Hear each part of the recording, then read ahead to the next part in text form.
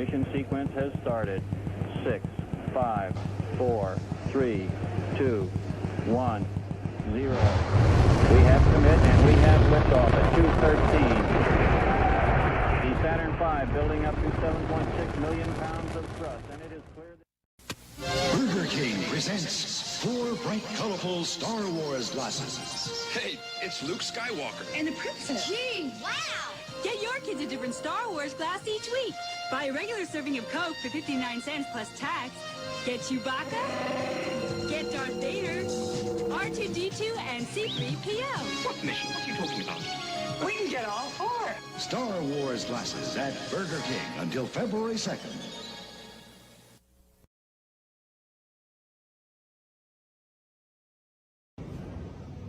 Pode 2, 3.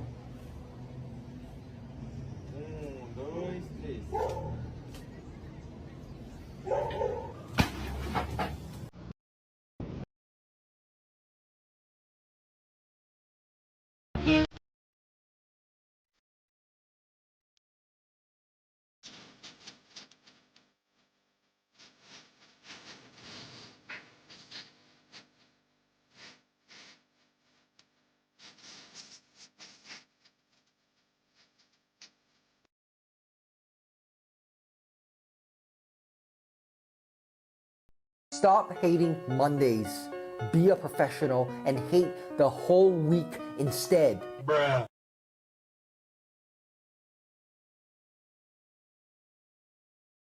Eat whatever the fuck you want. Soon you will be dead. So what difference is it making? Stop listening to what people say about you. Stop chasing the perfect summer body. Whether you are fat or thin, haters will hate. And soon your haters will also die, hopefully in the most horrific manner.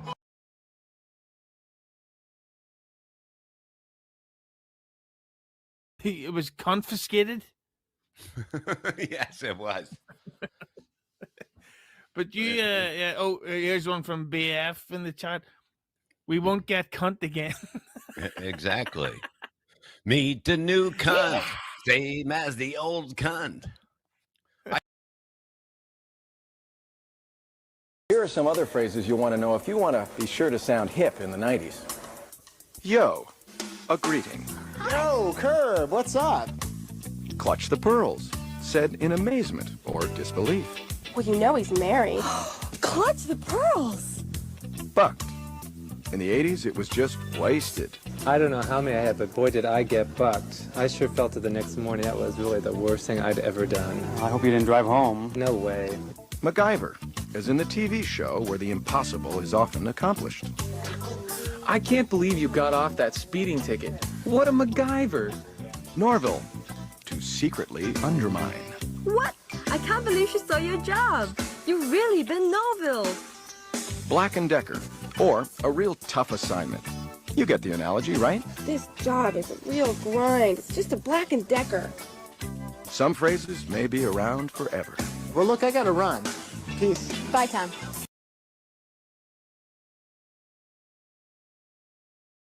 Saturday nights, distant lights, you, your girl, and your Johnson. You and your Johnson, a way of life for over 50 years. Saturday.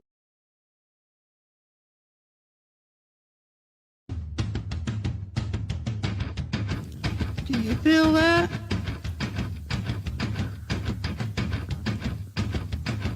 Do you feel that?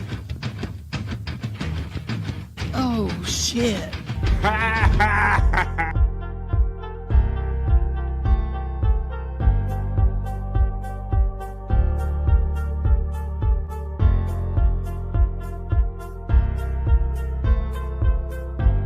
We're doing it.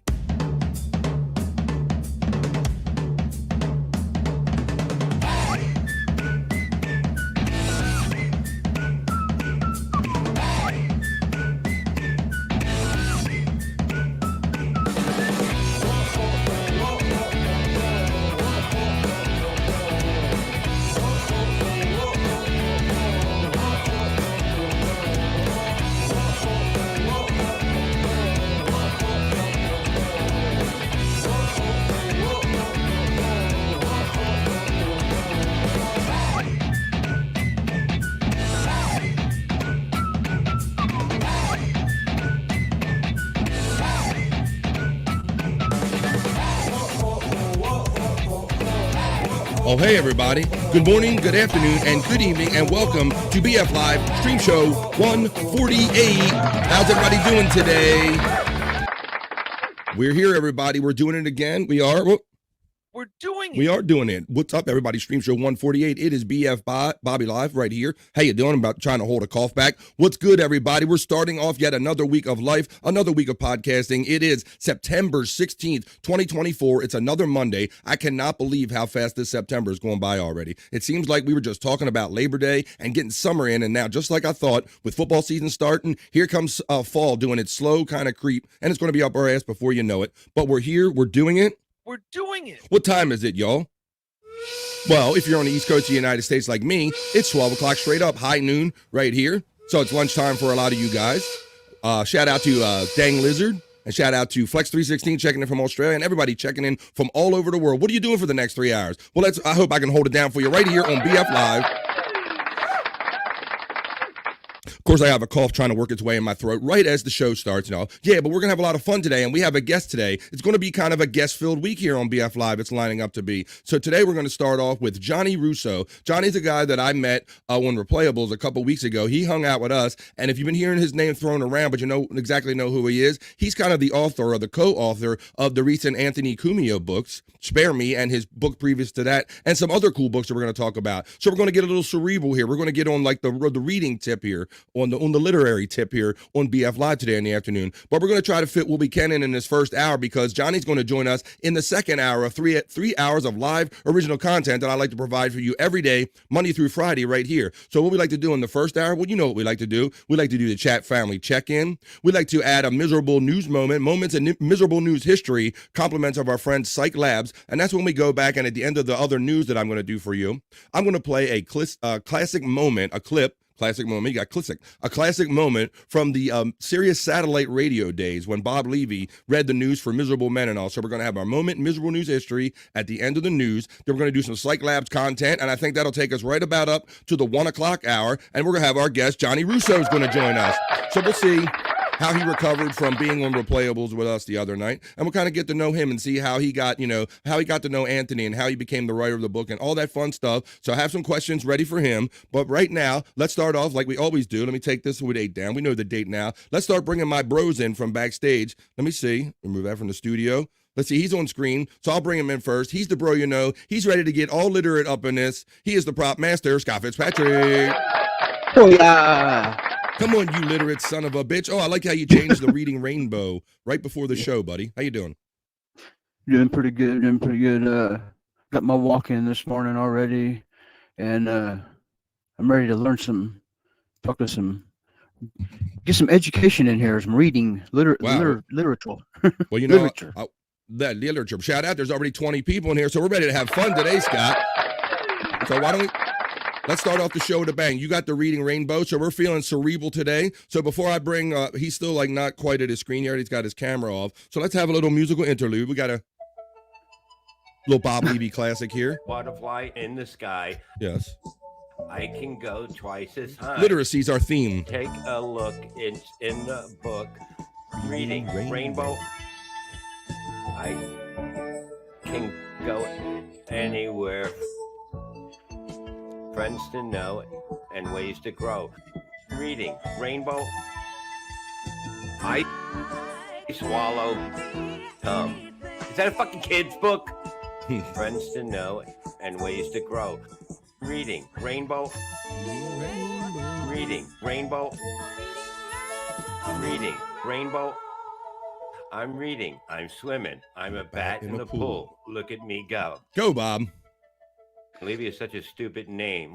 It's a stupid name, but we love him anyway. So there you go. I figure in honor of your wallpaper you put up, I'd throw that out there for everybody to enjoy today, Scott. So yeah, we're going to have Johnny joining us in the 1 o'clock hour. But we got to get to the chat family check-in and all that kind of stuff. And we'll get to the miserable moment in news history and Cyke Labs content before that, buddy. Let me see. I'm going to bring Bobby Nick in. He kind of went, he went just to Avatar. I don't know if he's ready to be brought in yet.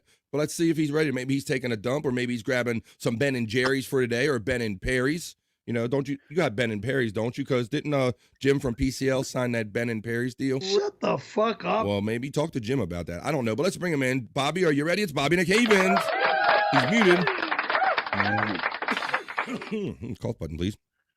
All right, so Bobby Nick's not here yet, so I'll remove him. We'll see when he's ready to come back in. I'll bring him back when he comes on camera. But I see that Bobby Nick was already on a show today, this morning, Scott.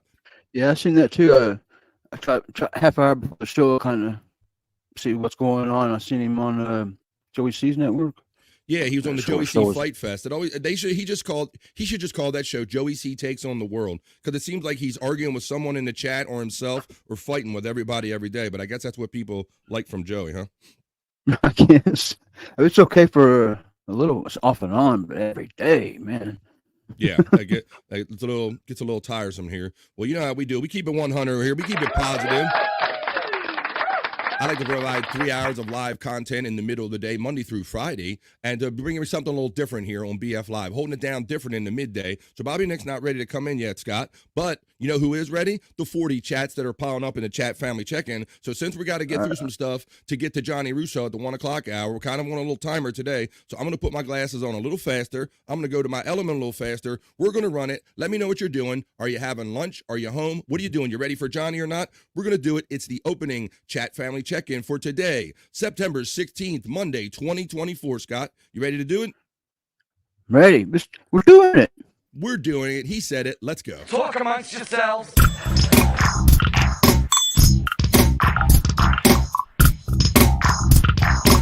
Talk amongst yourselves.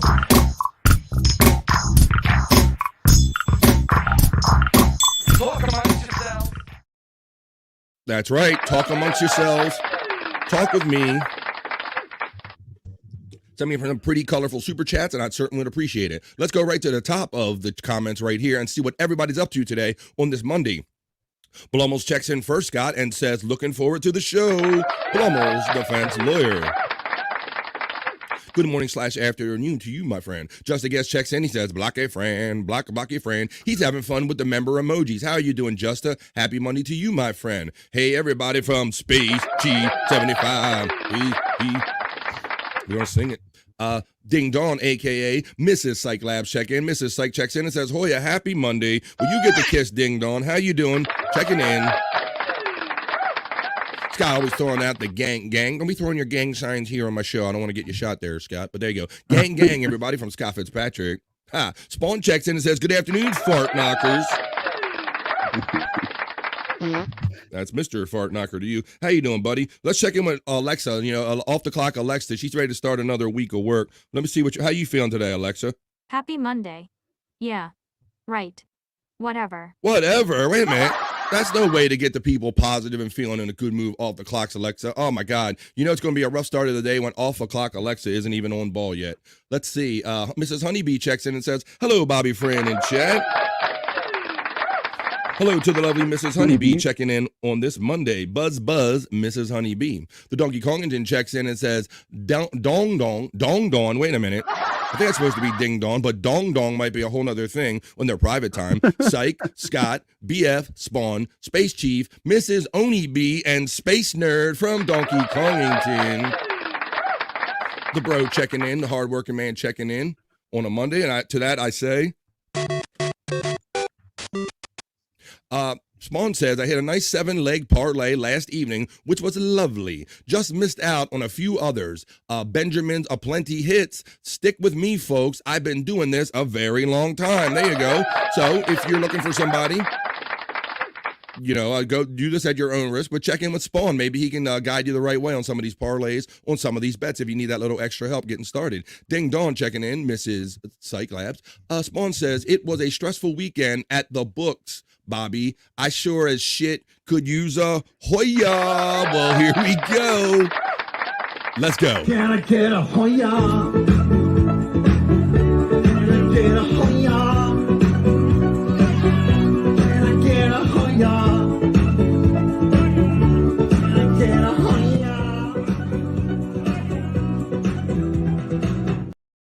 There you go. There's your first Hoya of the day. You got it. I'm sorry to hear you had a rough weekend, but that's why we come here on Monday through Friday to turn it around. Let's see what's up. You got that. Hang on. I lost the spot. Okay, of course. It jumped on me. I'm working on it. What are you working on, buddy? I seen Spawn there was asking me to He's wanting something I can't produce now. Okay. I did get ahead. It jumped on me a little bit, so I'll catch up with it again. Hoya from our creators, Cyke Labs.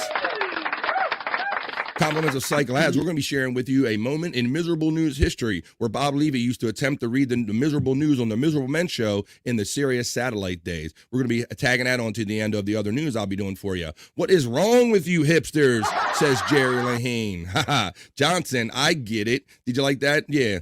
Yeah, Saturday nights, your girl, and your Johnson. That's all anybody needs. You just need a girl and your Johnson. That makes for a good Saturday night, doesn't it, Scott?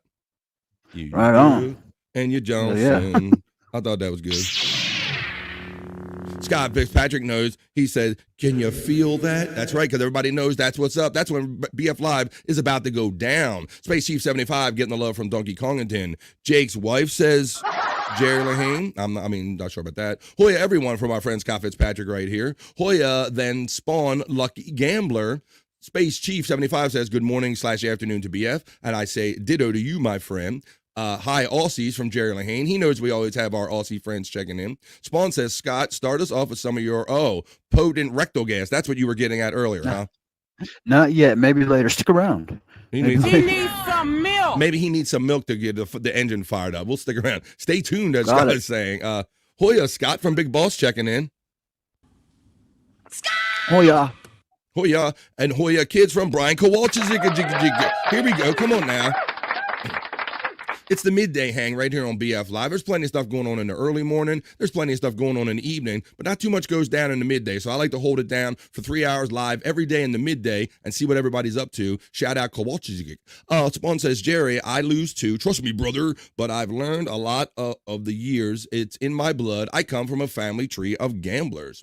Jerry Lahane says, you guys won't believe Ant's luck today. The would-be Trumpy assassin shooter looks like Opie, so drooling comedy. Yeah, so that happened over the weekend, Scott. Apparently somebody took another shot at Trump, quite literally.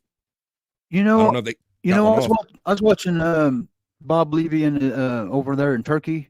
Yeah. I was watching him and Gina on one of their shows, and I seen people was saying that. Yes. But I thought because he's in another country that they're just feeding him false news.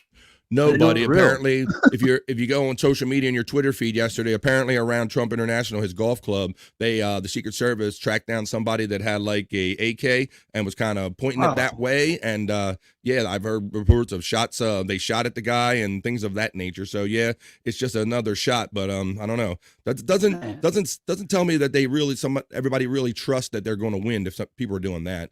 Johnny Russo, my homie, says, Cyke. We're gonna get into that. We're going to get into how does Johnny Russo and Cyke kind of know each other. I'd like to get into that a little bit later on. Jerry Lahane says, Spawn, my dad loved it too. Hola, everyone from Gimme Bezos checking in. That's kisses. You got the Bezos. How you doing, Gimme Bezos? Hello to you and Mrs. Bezos. Bob Levy is an American hero. I concur and always agree when Space Chief 75 says that. Bobby says, Fran, man, and crew doing it. Come on. We're getting through this chat, family checking good. This is awesome. Prop Master from Bybee.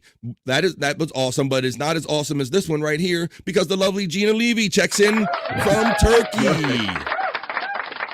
How you doing, Gina? It's so great seeing you guys check in. You do your thing at 11 o'clock at night, Turkey time, as I say on the tweets and all. So it was good seeing you guys last night, hanging out with you in the chat and all that stuff. Yeah, did you see any of that, Scott, by any chance yesterday? Yeah, I guess it was last night whenever I seen it, but I thought they was getting false news, some fake news just to mess with them. So I've got that same habit too, Scott. I don't always trust everything because I go out, as soon as I see something like that, I'll go on and look for multiple articles that kind of corroborate and, support that story or not. But yeah, apparently, that is actual true story they were giving in the real stuff. How you doing, Gina and Bob? I hope you guys are doing good over there. It seems like you're really enjoying the travel and all the other parts of it, Gina. So welcome to the lovely Gina Levy today. Bobby Nick from Bybee. Space Chief 75 says Bobby Nick is a Canadian here, and he's got the little CA at the end of it, the little Canadian trademark at the end of it. Scott's getting the shout out from Space Chief 75. Scott! Hygiena's getting the love from Space Chief 75, as well as our friend Cyke. Spawn's getting a shout out from Bobby. Spawn says, Bobby Nick is a true homie, definitely a bro, as Howard called Artie during the fat fetish, by one of the train lot lizards that paraded in the studio. So Spawn, obviously I can tell by that reference that you remember the old days when they were on air and Artie and Howard actually got into a fight. And yeah, because he was trying to direct this fat girl, basically this heavy set girl, in Artie's direction. You remember that, Scott? Yeah, as you was talking, I'm starting to remember it. Yep. Absolutely. He started feeling like he was being fat shamed or something, getting pity or whatever. Pity boon. Howard was like doing a not so veiled kind of fat thing, basically, and he was using Artie and this kind of heavier person to basically justify the humor that he was putting out there. And Artie, I guess he was in the midst of his drug-filled rages and all that stuff, and he'd probably had enough, and he's like, come on, bro, don't call me a bro. You know you're doing this because you want to fucking fat shame me, and you're trying to hook me up with a fat chick, and it turned into a really actual real argument, didn't it, Scott? Right, yep, it did. I was hating seeing it because when I watched it, I remember hating seeing it because I didn't want to see my two favorite guys fighting like that. Yes. Very uncomfortable when it got really real. You know, there sometimes they would joke around and you could kind of tell they were tussling and fucking with each other, but that was really real, really uncomfortable, but really compelling. And another thing, Scott, I want you to keep in mind, buddy, is that with the book that's coming up, Spare Me and what, I read some of the I read the sample on Amazon because I haven't went out and got it yet, but I must say the sample stopped in the middle of a paragraph and they got me. But we're going to talk about that when he gets here. But the reason I bring it up is because in the sample there's some great Artie content about Anthony's dealings with Artie. And so I want to ask Johnny kind of what he kind of took in about Artie, what he saw going on at the time when Artie was kind of breaking down and everything. But great Artie story inside in that book, among other things. We're going to talk about all that. Bobby, my brother from Spawn. All the Stream Elements bots are running for Kahuna Nui. Cyke Labs, who we're about to get into. Scott Fitzpatrick. Scott says, Spawn, teach me how to gamble. Do you have Space Chief 75 stuck in your head now? There you go. I think you do. See, now you can't not say his name without singing it anymore, and that's because of Terry Nee. Shout out to the 26 people hopping in and joining today. In the 1 o'clock hour, in the next hour of BF Live, we're going to have our guest Johnny Russo going to join us, and we're going to talk about kind of his writings and his adventures, how he got to know Anthony, and how he got into the lane that he's kind of in. We're going to talk with him in the next hour. Donkey Kongton says, hey, Spawn, want to flip for 1,000 heads? I win, tails you lose. Oh, want to flip for 1,000. Heads I win, tails you lose. The Terry Nee checks in and says, Gina just called you a turkey. That's quite all right. I'd take anything from the lovely Gina Levy. And I know you would, you're a bird, so you're a little offended by that, Terry Nee the turkey. What's up? What's up, Scott? Put that together. Terry Nee being the turkey. I just put that together. Yeah, Terry's the turkey. Yeah. Spawn says it was a chick with a fat man fetish. That's right, Spawn. Yeah. And so, oh yeah, you're trying to hook me up. Like you're really being a bro. I mean, just totally, used Artie's weight as far as that was going to be the morning fodder, and then Artie just wasn't in the mood for it that particular day. Blummel's defense lawyer checks in and says, "Good no, my friends. I can know what you're trying to get me to do."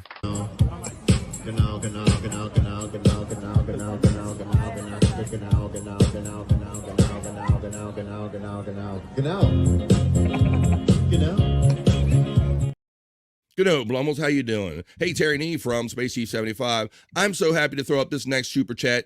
Bro, you've been so supportive of me, showing up pretty much every show and showing up on the Shawnee Zone. The great and wonderful Daniel August checks in with a 1999 super chat and says, put this super chat towards the goal. Come on, everybody. We got to make the goal, okay? I got crippled people that got eggs for chairs that I got to feed, man. I mean, come on, man. I got to get this guy a new chair over here. We got to hit the goal, and Daniel August is helping me hit the goal. 1999. Thank you for that wonderful super chat. Blummels checks in and says, Ant is coming on later. No, Ant is not coming on later.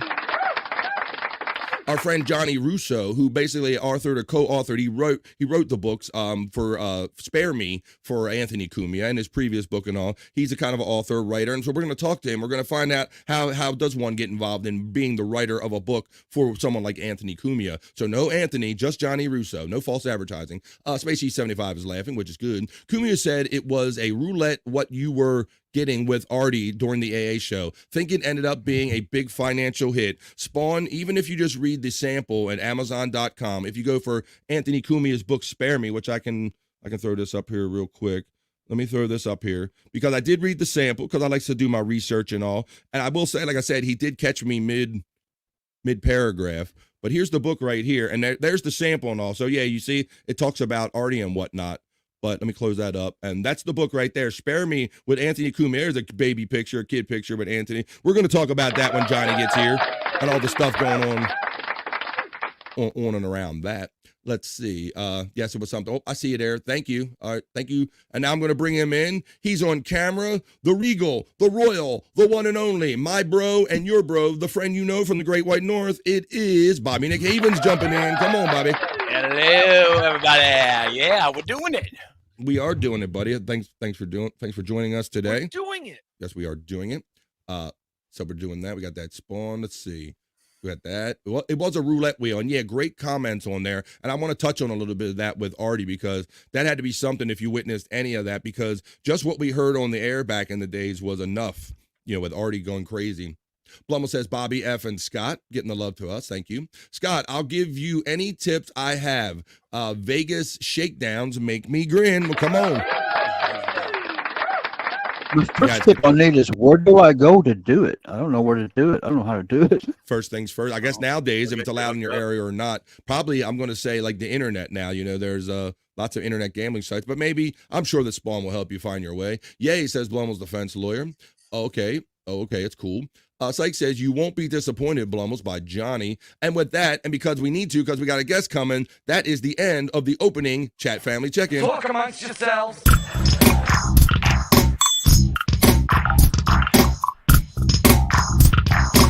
Talk amongst yourselves.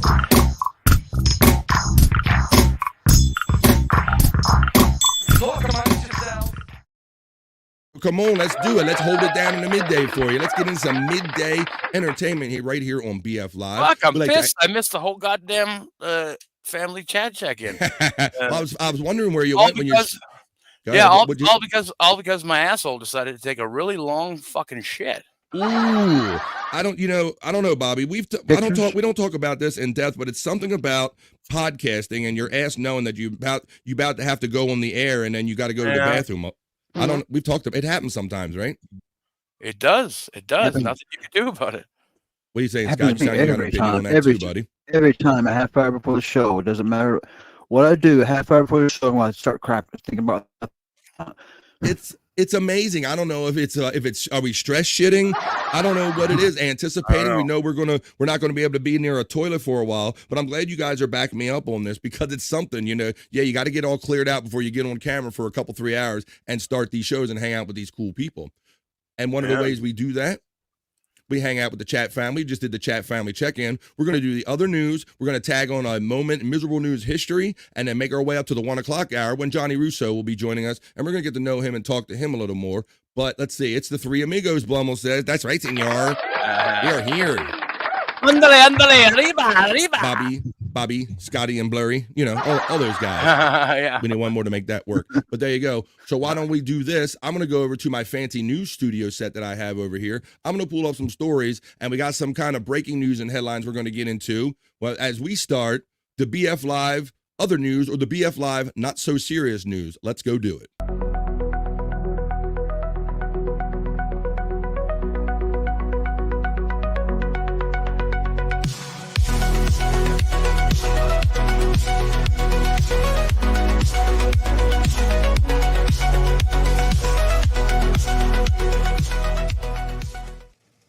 Hey everybody, I'm over here now in my fancy news studio.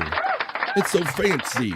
All right, and I'm going to read you a couple stories and we'll talk about them at length and all. We have some breaking news that happened, I think late last night, I think this kind of broke, or maybe early this morning. It really started hitting the wires, guys. And this is for people of a certain generation that Tito Jackson, the member of the Jackson 5, has died at age 70. Had you guys heard this yet? I have, yeah. Did you? We lost another. Not me. Well, there you go. That's why we're bringing it, Scott, for people that maybe haven't been up yet and didn't feel this, but hear it yet. But yes, Tito Jackson, he was kind of the heavy set Jackson. Oh, Tito, come on, Tito. We can do this. So yes, Tito Jackson, one of the brothers who made up the beloved pop group, the Jackson 5, has died at age 70. Tito was the third of 9 Jackson children, which include global superstars Michael and sister Janet. part of a music-making family whose songs are still beloved today. It's with heavy hearts that we announce that our beloved father, Rock and Roll Hall of Famer Tito Jackson, is no longer with us. We are shocked, saddened, and heartbroken. Our father was an incredible man who cared about everyone and their well-being. His sons TJ, Taj, and Terrell said in a statement posted on Instagram, well, hee. To thee, now rest in peace, Tito Jackson. Yeah, rest in peace. Oh, I don't think he was a perv like his brother. So that's Bobby Nick's opinion there. Yeah, so Tito, they say he was just like kind of a background singer, and I think he played bass or whatever, but he was kind of more of a background player. He never quite had never put himself out there in front like maybe Janet or Jermaine tried to, or the other Jacksons. He said he really wanted to concentrate on raising his children, and he was always known that he was kind of like the heavier Jackson. So we're going to just start off the news with that, eulogizing Tito Jackson, member of the Jackson 5, dead at the age of 70. We start off the BF Live. R.I.P. R.I.P. Another one. And another one goes, hey, I want to really talk about this with you guys because we're pop culture fans. We're music fans. Did you guys see the incident, Scott, with Jane's Addiction? So Dave Navarro and Jane's Addiction, they've been back out touring for a while now, doing some concerts. Did you see the incident that went down over the weekend, Scott? I did see that. You did see it? No. Well, Bobby did see it. Yeah. Scott did not. Scott. So for everybody, let's check this out. So this is at the end of a concert. I think it was either Friday night or Saturday night. You're going to see. Are you a fan of Jane's Addiction, Scott? Not really a fan, but I know Dave Navarro is probably the guy I like the most or know about the most. Yeah. I know a few Jane's Addiction songs. Yeah, I know I know a handful of Jane's Addiction songs. Yeah, so let's get into this because this was crazy. And Perry Farrell from The Git has always had a reputation of being like just whacked out of his skull. You kind of never know what he was thinking or what he was doing, and zany hairdos and crazy behavior and stuff. So check this out. This is like the song is wrapping up on stage at concert, and Perry Farrell, pay attention to what he says in the beginning, Scott, because he's like, fuck these guys, and then something happens. So this is Perry Farrell losing his shit at a Jane's Addiction concert from this past weekend. BF Live, Not So Serious News. Let's check this out. Watch what he did.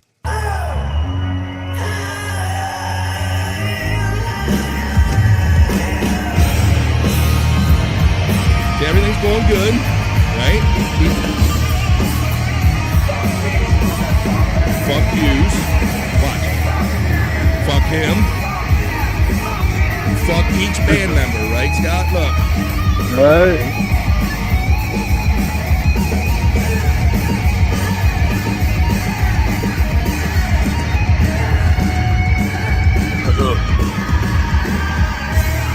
Dave ain't even paying attention, bro. What the hell? Oh.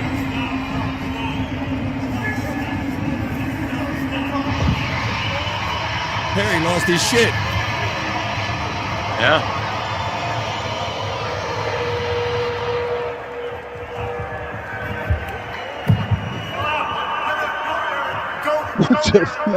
And apparently the concert ended after this, Scott, from what I read. Yeah, that was this. I don't think it was supposed to be over. Dave don't know what the fuck happened. Is he jealous of the time he's been spending with the other Perry? Well, they did a special on this, funny enough, Scott.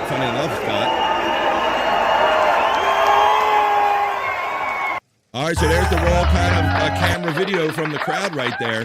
But Scott, they did an emergency stream, and they asked Perry. They were giving him questions about Dave Navarro and Perry, and we were going there saying about why do all Perrys have to be violent? Like violence is never the answer. So Scott, you hadn't seen that clip then, buddy, right? Right. I mean, I guess it was apparently something probably happened before the concert. How far into the concert was it? Was it the beginning, middle, end? I don't really know. They were like 10 songs in or something like that. Was it? I didn't really hear it. All I heard is that wasn't necessarily the end of the concert, and that the concert ended after that fight. So it seemed to me it happened somewhere in the middle to where it didn't end cleanly, at least. So that's all I really know about that. But yeah, I guess. Okay, what I first heard was that Perry was frustrated that the band did an abbreviated version of the song Oceanside. Okay. But I don't know if that's truth or if it's what his wife came out and said and that Perry was frustrated because he had ringing in his ears and he couldn't hear. He couldn't. That hear sounds like the a wife crowd. making an Couldn't excuse hear. kind of thing. I don't know. Because, I mean, so I read some of the comments on some of the videos, Bobby Nick, and apparently they're saying this is part of a pattern with Perry, that he was drunk in a New York show and kind of getting belligerent. So apparently he, if you can believe that report, he's showing kind of signs of acting like this. But the wife excuse sounds like a made-up excuse, like a coverage or whatever. But you could see him like acknowledging Dave, like fuck him. Fuck him. Basically. Everybody. He was going to everybody.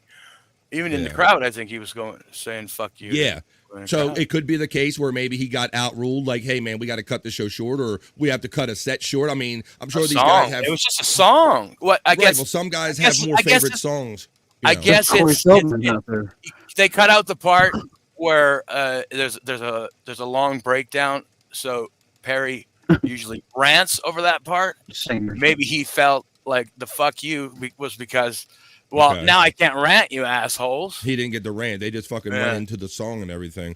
Yeah, but obviously it didn't seem like it's definitely not good for business, and it's made quite a viral moment. This was from earlier. I don't know if it was this, but Terry Nee says thanks for this information. That was from earlier. It was about the shitting for a podcast. Oh, a good shitting.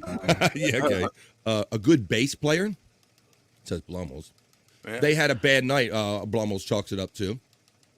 Spawn says there's a small town nearby in Pennsylvania that was named to honor Michael Jackson. It's called Dubois. All right. Hello. Dubois, Iowa. I get it. Hi-yo.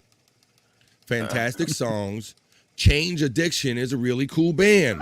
Change Addiction, yeah. Sounds like Perry changed his addiction, because I think he was known to kind of do some of the heavier drugs back in the day. He always seemed like he was like strung out on something, Bobby Nick.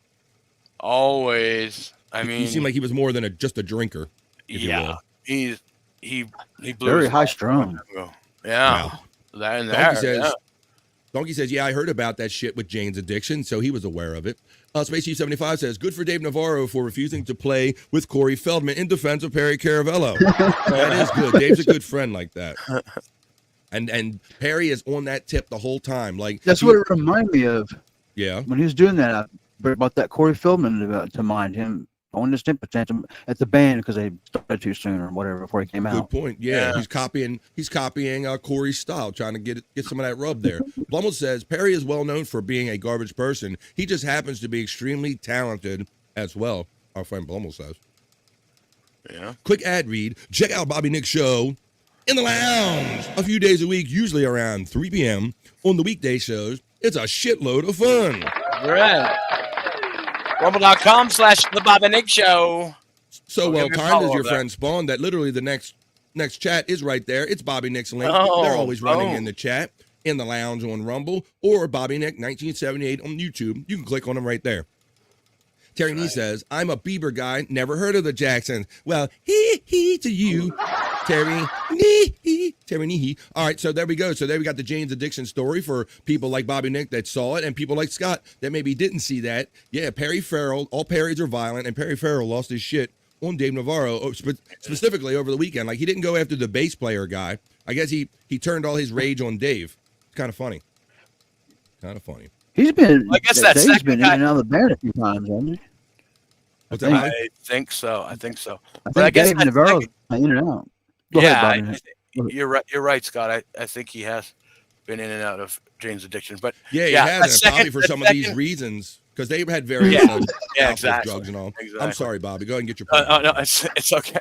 No, that second guy that came up in the video, I guess that was the bassist, and apparently he gave him a couple of shots. He gave him a couple of shots. Yeah. Did he? Maybe they all had enough of him. But that's got to be tough. You know, it's tough just dealing with personalities anyway on the road, constantly traveling with them. You add drugs and alcohol and ego, forget it. You maybe get some of that sometimes.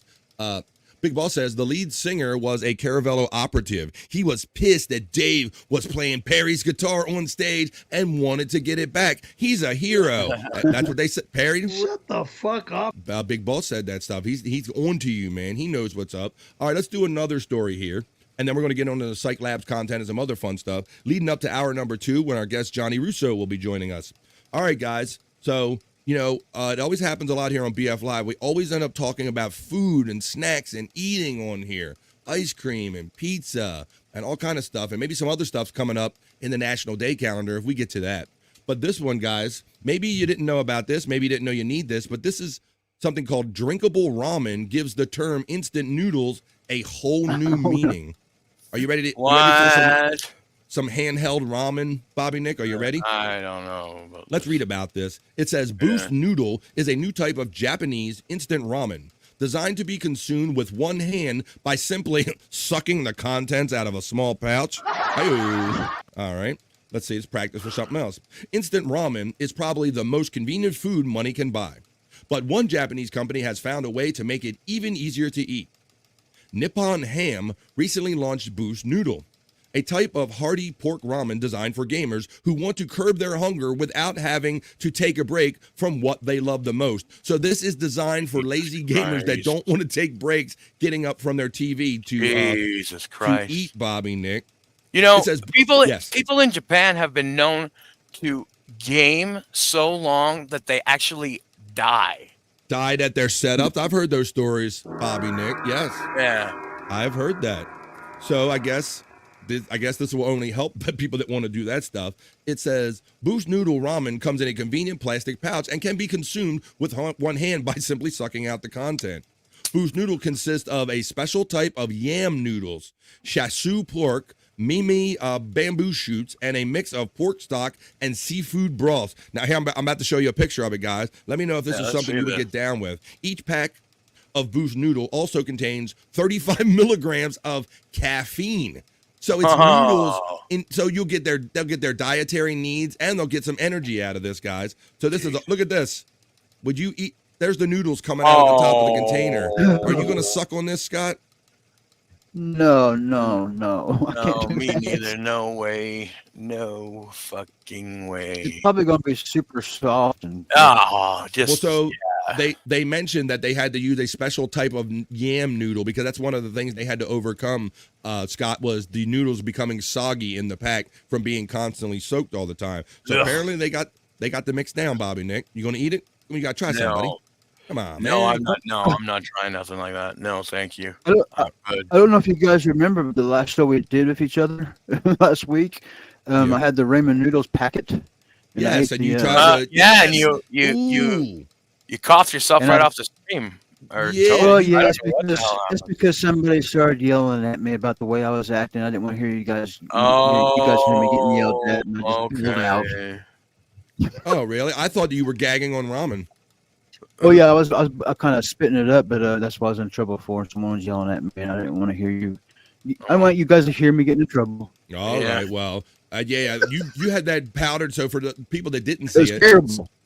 Scott was trying to earn his title back of being the prop master because people are coming at him saying that you ain't been pulling out the props so much lately. So we talked about ramen, and this fool all of a sudden just takes a pack of ramen powder and just kind of pours it in his mouth like cinnamon challenge style, and then he disappeared off the air. So terrible. It was terrible. Yeah, we figured as much. Way too strong.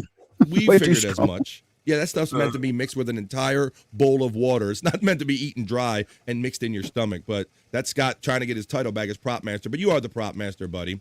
It says, according to Nippon Ham, the idea from Boost Noodle was pitched by a young employee who loved playing video games for long periods of times. They pitched the need for a hearty alternative to protein bars and jerky strips for gamers wanting to eat and play at the same time without breaking the bank and getting their expensive gadgets dirty. So it sounded like an easy enough task for a noodle company, so they brought it on. So if you're ever too lazy to get up and eat, and you're a gamer and you want something more handy to eat, maybe you're going some portable ramen, some drinkable ramen noodles. Okay, folks, so it is 12:47, so we're making our way up to the top of the hour. We're going to have our guest joining us. But right now, it's that time for Miserable News History. Let's get into that a little bit. All right. This is compliments of Cyke Labs, where we, at the end of the news that I just did for you right there, we tag on a little classic bit of Bob Levy reading the news from back in the Miserable Men days on Sirius Satellite Radio. And so it's always a winner. Thank you, Cyke Labs. And so this is for anybody that maybe if you heard it before back in the day or you don't remember, you want to hear it again. This is for everybody. So let's enjoy this now. And this is from This is Bob Levy Reads the News. And this is from August 12th, as Bob would say, August 12th, 2007. Miserable news history at the end of BF Live's Other News right here on BF Live. Compliments of Cyke Labs. Let's listen to this. Pod Jericho. You got to read the headline. Oh.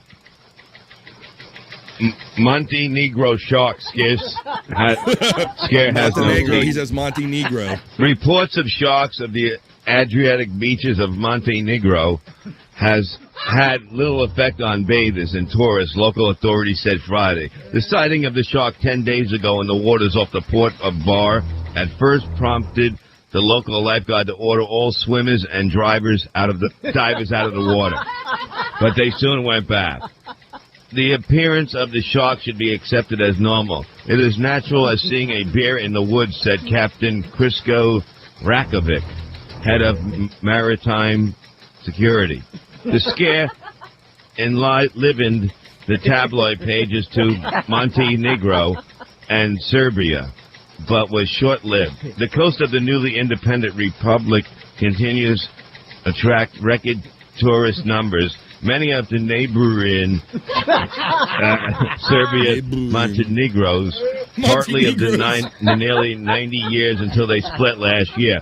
The bar shark sighting spawned a copycat discovery a few days later. Local fishermen said the creature spotted the water scooter riders off the southern resort of was harmless treasure shark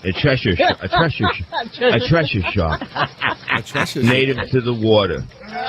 The treasure and the blue shark are common in Adriatic, prized by game fishermen but really spotted in shores. At least one Serbian tabloid last week displayed photographs of the huge great white shark.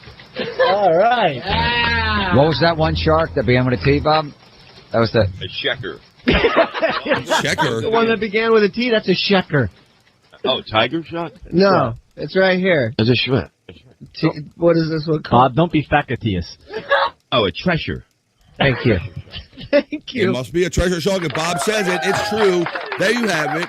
That's our moment in miserable news history. Taking you back for a classic Bob Levy Reads the News from back in the Miserable Men days, right here on BF Live. Compliments of Cyke Labs, y'all. So let's get on some other fun stuff we got to do here today, because we got stuff to do. But that was the end of the BF Live Not So Serious News. Let's get on to some Cyke Labs content.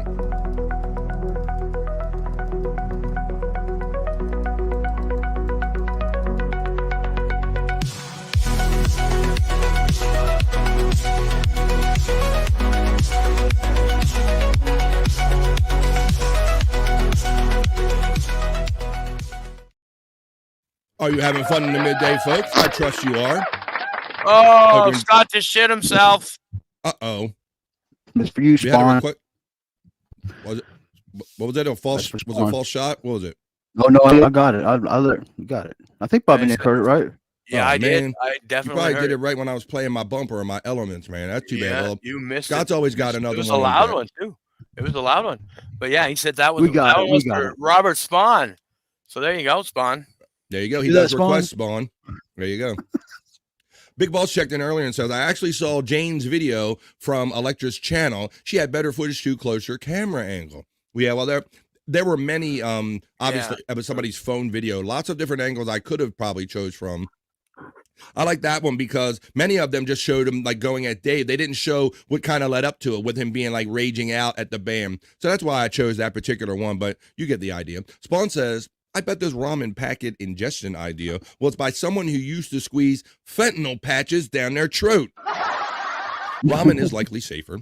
Big Boss says, though Capri Sun safety, those Capri Sun caffeine noodle pouches are abysmal. Shame is actually listed as an ingredient. Yeah, shame listed. Heading back in, we'll check on the rest of my drive home. Thanks for the parting gift, Scott. Later all, and the Eagles are a lock tonight. There you go. You got a little check-in love from Spawn. Have a great day, buddy. Thanks for checking in as always. And you got the parting gift from Scott, and Eagles are a lock. All right. It's that time of the show, folks. What's up, Scott? I mean, Bobby Nick. I just said thanks for the tip. All right. I don't know if you're trying to get something else in there. Thank you, buddy. All right, but let's get into it. We're going to fit this in now because I always like bragging and boasting that I am the official home of Cyke Labs Content, where I get to show a lot of this stuff on here on the show and play it and make it a content segment right here on BF Live. So it's time. Let's fit it in. Let's do it. It's time for Cyke Labs. Cyke.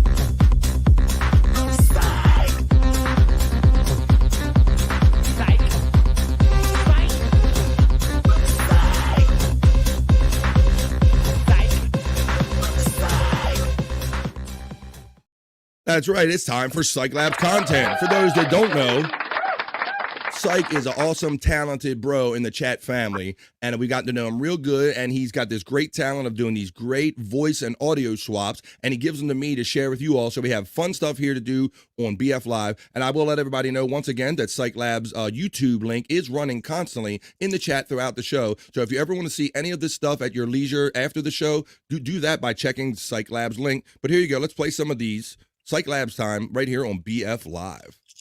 Let's roll a couple. What's up, man? Tonight, man. Okay. So you think the people from Oz are gonna call you? Oh, I think so, yeah. You do?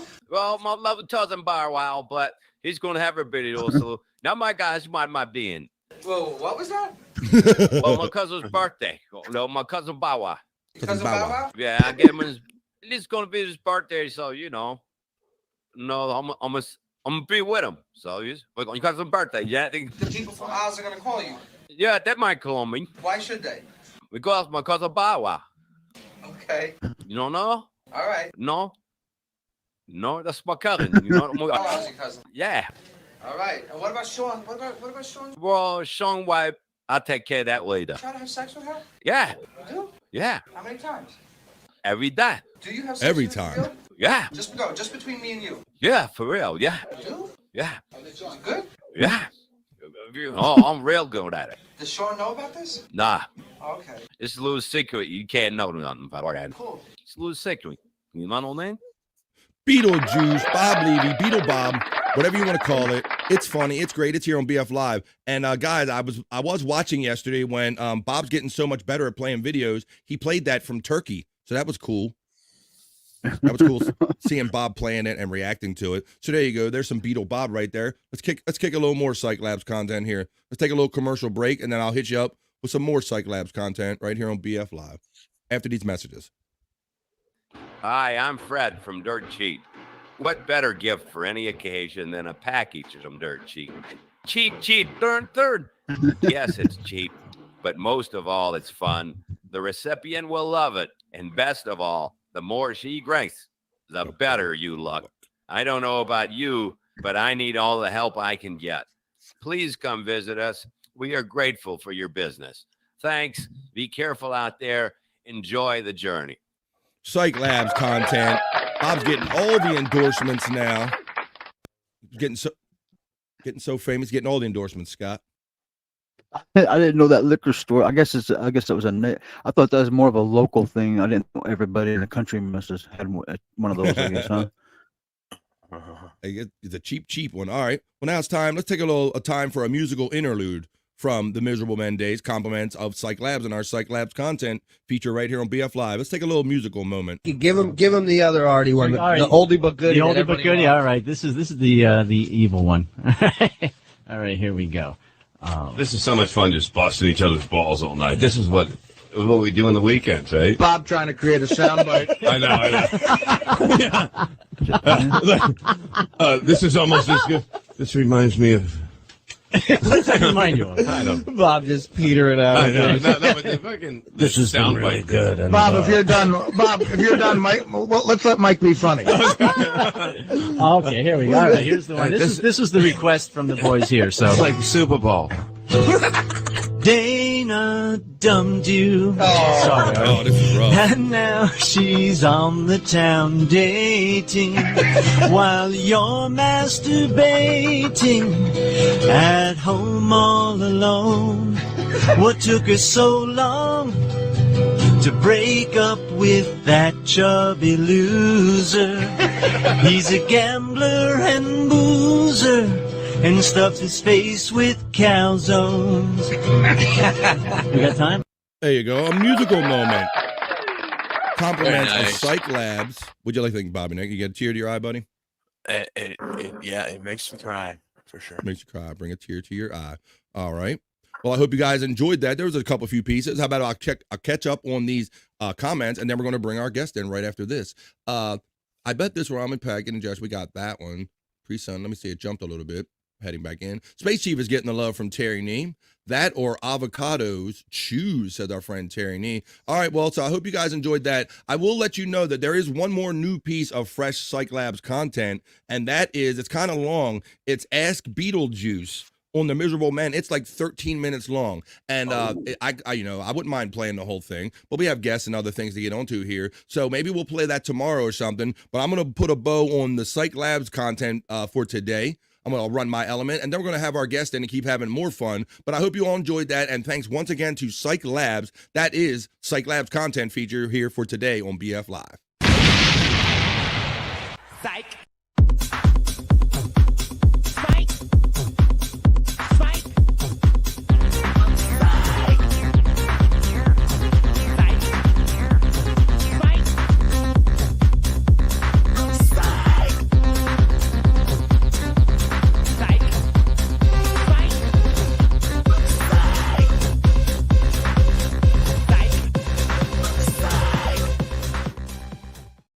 All right, y'all. I hope you enjoyed that.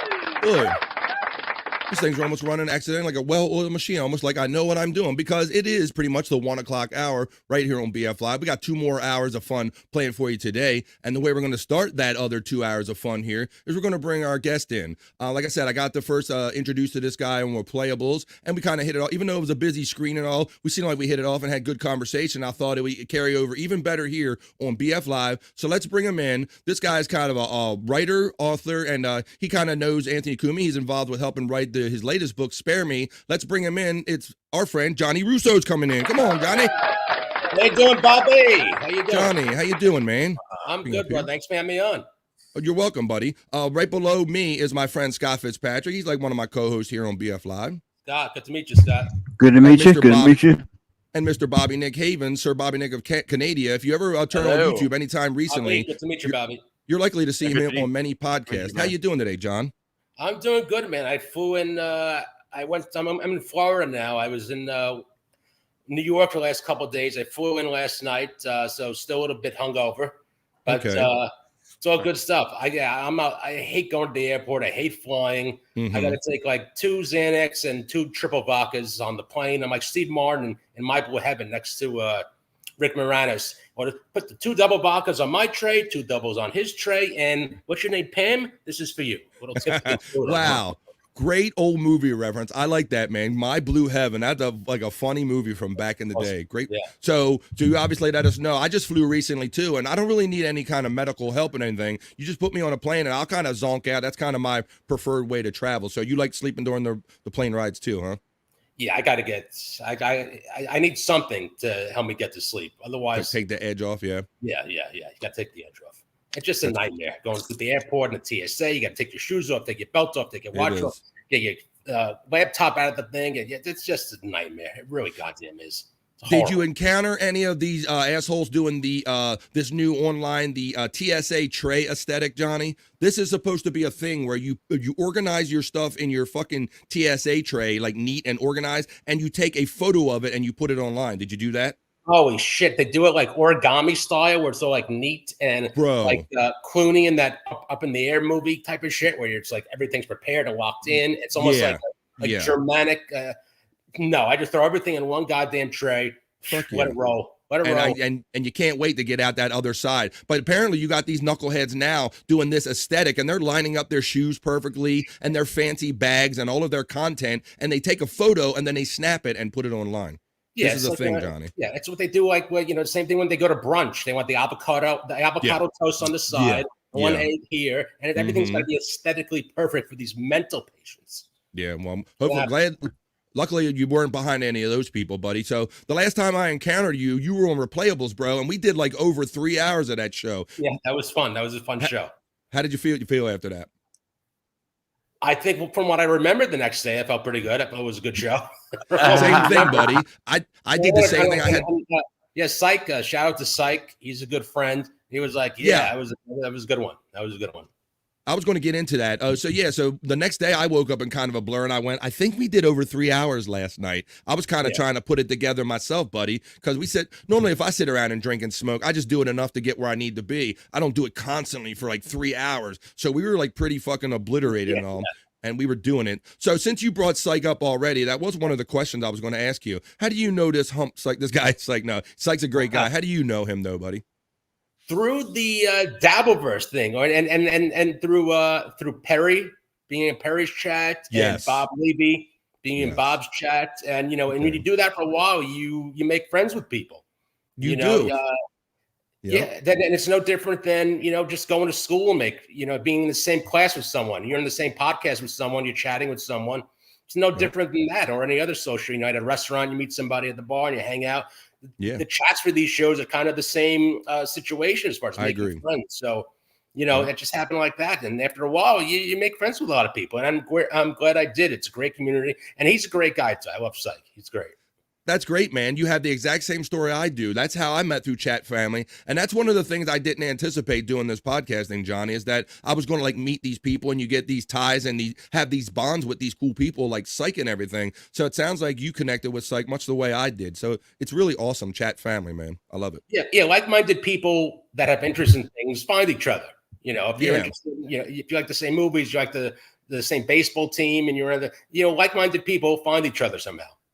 That's cool. And Cyke's been a big fan. He's like a big radio head from back in those days, from the Stern days and all that stuff. But I know, obviously, you being with Anthony and all, you've gotten to, now I want to say this right. Now, are you considered like a co-writer or author? How do they phrase that with your involvement? This one will be co-writer. With Anthony's books, I did I'd be co-writer. I've done 7 books now. I ghosted one. Ghosted just mean like my name is not on the book. Yeah. I did one of those for a congressman named Ronnie Jackson. But because if I do a political book, I really don't want my name on there. I really just don't want to be associated with one side or the other. True. I'm like a doctor, and if a patient comes into an operating room, the doctor doesn't ask what political side you're on. You just operate on the patient. So I'll work with any political side as far as getting the book's done. Yeah, and that's a good point, because I know I follow the rule like Bob Levy says, if you get too political, you lose half of your crowd no matter what side you're on. You kind of lose half of it. So unless you're in a fully political lane, it's really no point in kind of trying to mix all that stuff up and all. Yeah, but so co-writer, my first book was Anthony's first book, Too Permanently Suspended, that came out in 2018.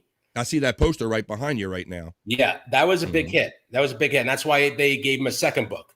You don't get a second book unless you make a nice little profit. Sure. Publishing company on the first one. Sure. And Anthony had a lot going on at that time in his personal life where people really wanted these details about kind of what happened with his whole Twitter situation and all the firings and rehab and everything that was going on in his life at the time. Yeah, at the time I got hooked up with him, it was probably spring of 2017. And we got hooked up through his old WNEW producer, a guy named Rick Delgado. Okay. And Opie was dating Rick's sister for a long time. All right. So I got introduced to Rick through a mutual friend. Rick knew I had a literary agent and was trying to do books. And Anthony was at a time in his life where he had a lot of things he wanted to say. Yeah. Where, talking about the old days with Opie and all that, outside of the stuff he discussed on air. So he was ready to do a book. And the ducks just kind of aligned at the right time and place for us to do that. You can see and you're living it. It really, life comes down to about who you know, right? It's those couple degrees of separation you have. So you knew that guy, Rick, and you knew that whole connection. So that's how you got to know Anthony and on. So did that ever lead to you? I'm sure you had many compound visits, and how did that lead to you becoming closer to, and so maybe he put you in contact and said, hey, I got a guy who can help you write this book. Yeah. So we would meet, I think we met at the Friars Club and just hit it off. Anthony and I are we're Long Island Italian guys. We like to drink, gamble, smoke, and womanize.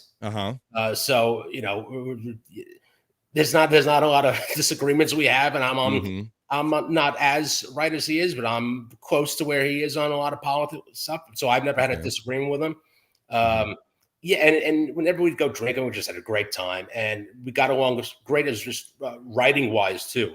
As far as the interviews go, how we wanted to edit it, what we wanted to say about certain people. So we just quit. I mean, he's a good friend of mine. I can say he's a friend, and I'm glad we were able to do the second book together, which is doing well now. And I believe the audiobook comes out sometime next month. But I know a lot of people are waiting on the audio version. And I think I know my friend Scott he might have had a question about some audiobooks and all that stuff. But I think it's really good. And 1 second, let me finish this thought, Scott, and I'll let you do your thing. But I think it's really good in telling that Anthony has to trust you with some kind of totality, brother, because you are literally going to kind of form his words. So there had to be like a good previous bond or understanding before you guys decided to write this book. Yeah, there is. And I also think it's geologically too, again, like Long Island Italian guys, we kind of speak the same language. Yeah. It's like you're all from different families, but you're all part of the same family, that Long Island family. I have noticed that among people from Long Island, and your whole fun with going at people from Staten Island and all the other boroughs and stuff and like that's the weird thing about New York too. Everybody's got like a different accent. There's a Queens accent, there's a Brooklyn accent, there's a Staten Island accent. I happen to have a horrible Long Island accent, but Anthony has kind of you can't really put what Anthony's accent on. It's New York. Yes. It's like an Alpha New York, that radio Alpha New York voice. Exactly. Like that, yeah. But my friend Scott, he was, we were talking about earlier, and I believe he has a question he wants to ask you, buddy. Sure. Yeah, I just wanted to know what your opinion on was. If it bothers you or not. People who listen to books on audio, does that count the same as actually reading the book? There you go. What's your take on that? It counts the same as far as the publishing company is concerned. Right. As far as the dollars are concerned. Whether on a personal level, I think it still counts. I mean, you're still getting the audio version from the book. I think it, particularly from a radio guy, that you've been listening to all the years. You want to hear the voice. Yeah. Because even when you're reading the pages, you're hearing his voice in your head from 20 years of listening to him.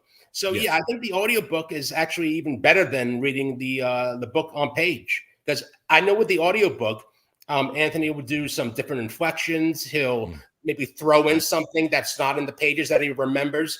So I think the audiobook is actually a better way to go with it, particularly with the radio guy and with Anthony. You may have changed my opinion today. Changed my opinion. There you go. Yeah, because I know I've heard a lot of these guys, Scott, that they try to say, well, I listened to 10 books this week. And you wonder if you listen, is it really are you really taking the information in on the same kind of level? Yeah. Right. On an audiobook.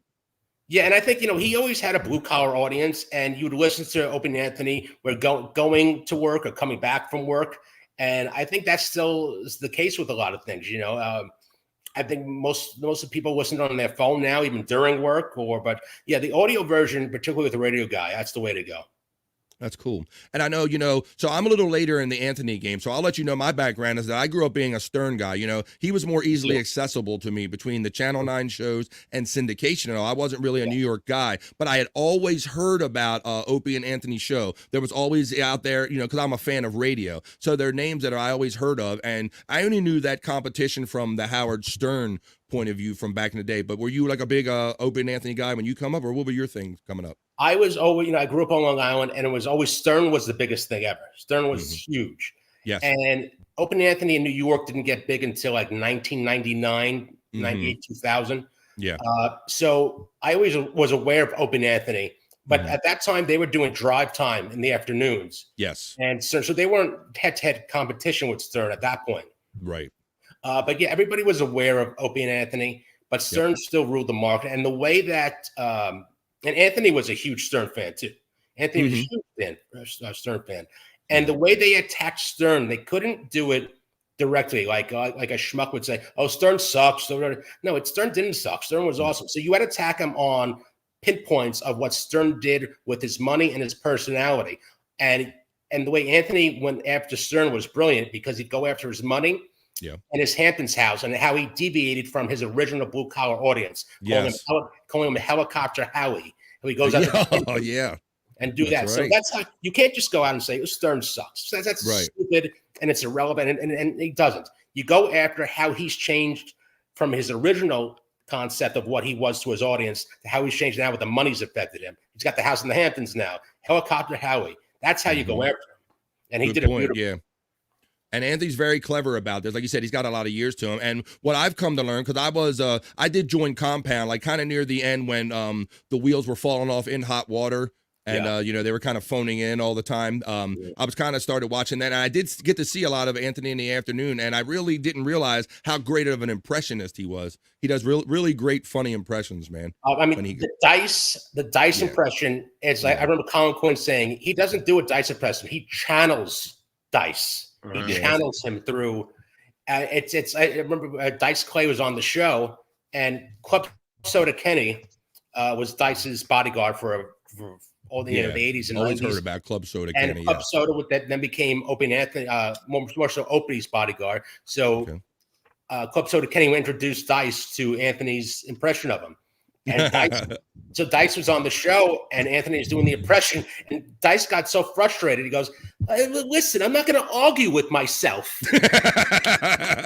That's awesome, man. Yeah, I love Dice, and probably not too hard of a reach for a guy like Cumia to do a Dice impression, because he's almost there himself. He's got the same kind of aura, the whole AO kind of aura about him. You know? Yeah, he does. But the thing with Anthony was, he was not trained in radio. He didn't go to school for this. Mm-hmm. He didn't think he was going to have this as a career. The guy was a tin knocker, putting in, heating and ventilation shifts and, in restaurants and private homes. Mm-hmm. He, and in a weird butterfly effect way, O.J. Simpson killing his wife and then Ron Goldman made Anthony's career, because his brother Joe Cumia made a parody song of that, which Anthony was a singer of. They had a band at the time. And he sent it into Opie, who was doing overnights on a Long Island radio station. Wow. Opie loved it, brought him in, and Anthony became a regular on that show. And Opie said, I think we have lightning in a bottle here. Let me send this out to some national markets and see if they can do the show. And Boston hit, and they were on WAAF until they had that April Fool's Day prank where the mayor of Boston was killed with a Latino boy in a car crash in Florida. Yikes! So that fired them from that job. But yeah, it was. It really is that O.J. Simpson killing his wife was really what started Anthony's career. Believe it or not. Wow, that's an awesome backstory, brother. Thank you, because I got to say, other than just knowing Anthony from radio, I never really pondered like what Anthony did leading up to that. So I'm glad you brought up the fact that he was just like a regular kind of blue collar guy out there just doing his thing. And I didn't know that he came through the whole Open Anthony thing by way of his brother and the song parody. Thanks for that. That's a great story, man. Thank you for that. I think Anthony is with a red light performer. I think he watched so much television and watched so much radio that you're not mimicking it, but instinctively, how to be good when the red light is on. How to act, how your voice should be, how your face is positioned, what you should talk about. It's something almost that you can't be taught. It has to be grown instinctively. And he had that. Opie was the opposite. Opie went to school for it. He was up in Rochester. He tried to study and be it, but Opie was never the natural. He was never the natural. Anthony was the natural.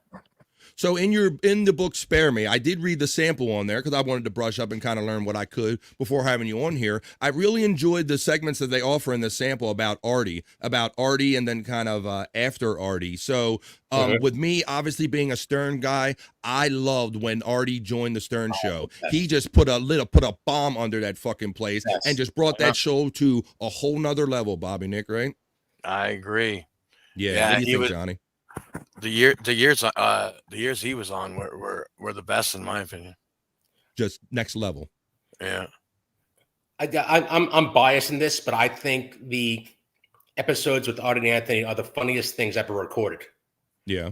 There's one particular episode with Gilbert Godfrey with 2 hours, and there's 2 hours of no dead air and just constant laughing. And you're talking about the two quickest guys on the ultimate radio shows of all time, and it's the all-star team of both of those shows. Yeah, and they complimented each other because they were so goddamn quick, and they would just do references from old TV shows that they owned from from The Honeymooners to Goodfellas to The Godfather, and it would be inside baseball, but you would still get it. And it, just the quickness, how quick they were, was amazing. So I read in the samples, you're talking about the days where actually Anthony asked Artie to be kind of his co-host at one point, right? Yeah, so that started, I think Keith the Cop put the idea of Anthony having a co-host in his head. And it was like, who's going to be Anthony's co-host? The first, what everybody would want to see would be him and Jim Norton doing a show. But Jim was making close to $500,000 on Sirius back then. Anthony couldn't pay that. So Anthony and Jim are great friends. And Anthony knew he couldn't pay Jim as much as he was making. So Anthony's the type of guy that's not even going to ask Jim and put him in a situation to say no. Where he would have to refuse. That was off the table immediately. Yeah. The second one was Ron Bennington from the Ron and Fez show. That, I think Ron wanted to do a show with his daughter, and that didn't work out for some reason. If you ask Mensa John Melendez, he says he was up for second mic on that show. That was never the fucking case. Please let's put the list out of every show that John thinks he was up for the second mic on. He even said, I'll do a third mic on. No, he wasn't even going to do 10th mic. He was the 11th horse in a 10-horse race. He was never. Even like, but every time I was on, Keith the Cop would say how great I did. Yeah, he was being nice. Yeah, John doesn't seem to know the difference. Like, you pat him on the head, like, good boy, you did a good job. Right. But some of those shows where John was in the studio, like in between them, and Art and Anthony were just going at it and cutting on John, like right in front of his face, were just hysterical, man. Because it just put the pin in the balloon that was John. His ego was just non-existent on that show. That Artie just destroyed John on that show. Just destroyed. But so your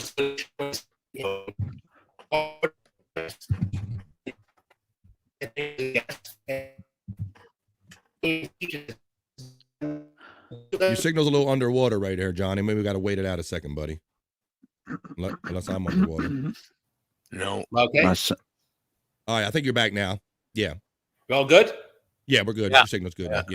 Yeah, so that started with Artie doing a podcast in his kitchen called the Artie Quitter Podcast. And Anthony, I think the first time Anthony went over there, Artie couldn't come out of the bathroom. He was so fucked up. And they went home and they came back again. And between Keith and Anthony, they figured Artie might be a good co-host. Yeah. And Artie, I don't think was lacking for money in those days, but the podcast thing, he thought he would join with Compound.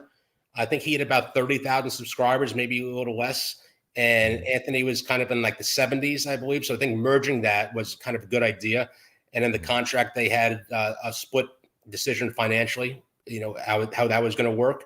But them together was just, I mean, like two peas in a pod. Yeah. They played off each other so well. But I like what Ant said in the book. The part of the book that I read is that he was quite honest with himself and with Keith about what he was buying with Artie. You know, everybody knew from listening to the radio, even in passing, that Artie was kind of in the throes of his, you know, kind of drug abuse or whatever was going on in his personal life, all his difficulties and all. And but Ant knew that and hired him in spite of that. He didn't go, oh, this guy's like fucked up, I'm not going to hire him. He knew what was kind of going to be good about them. That's who you were going to get all the time.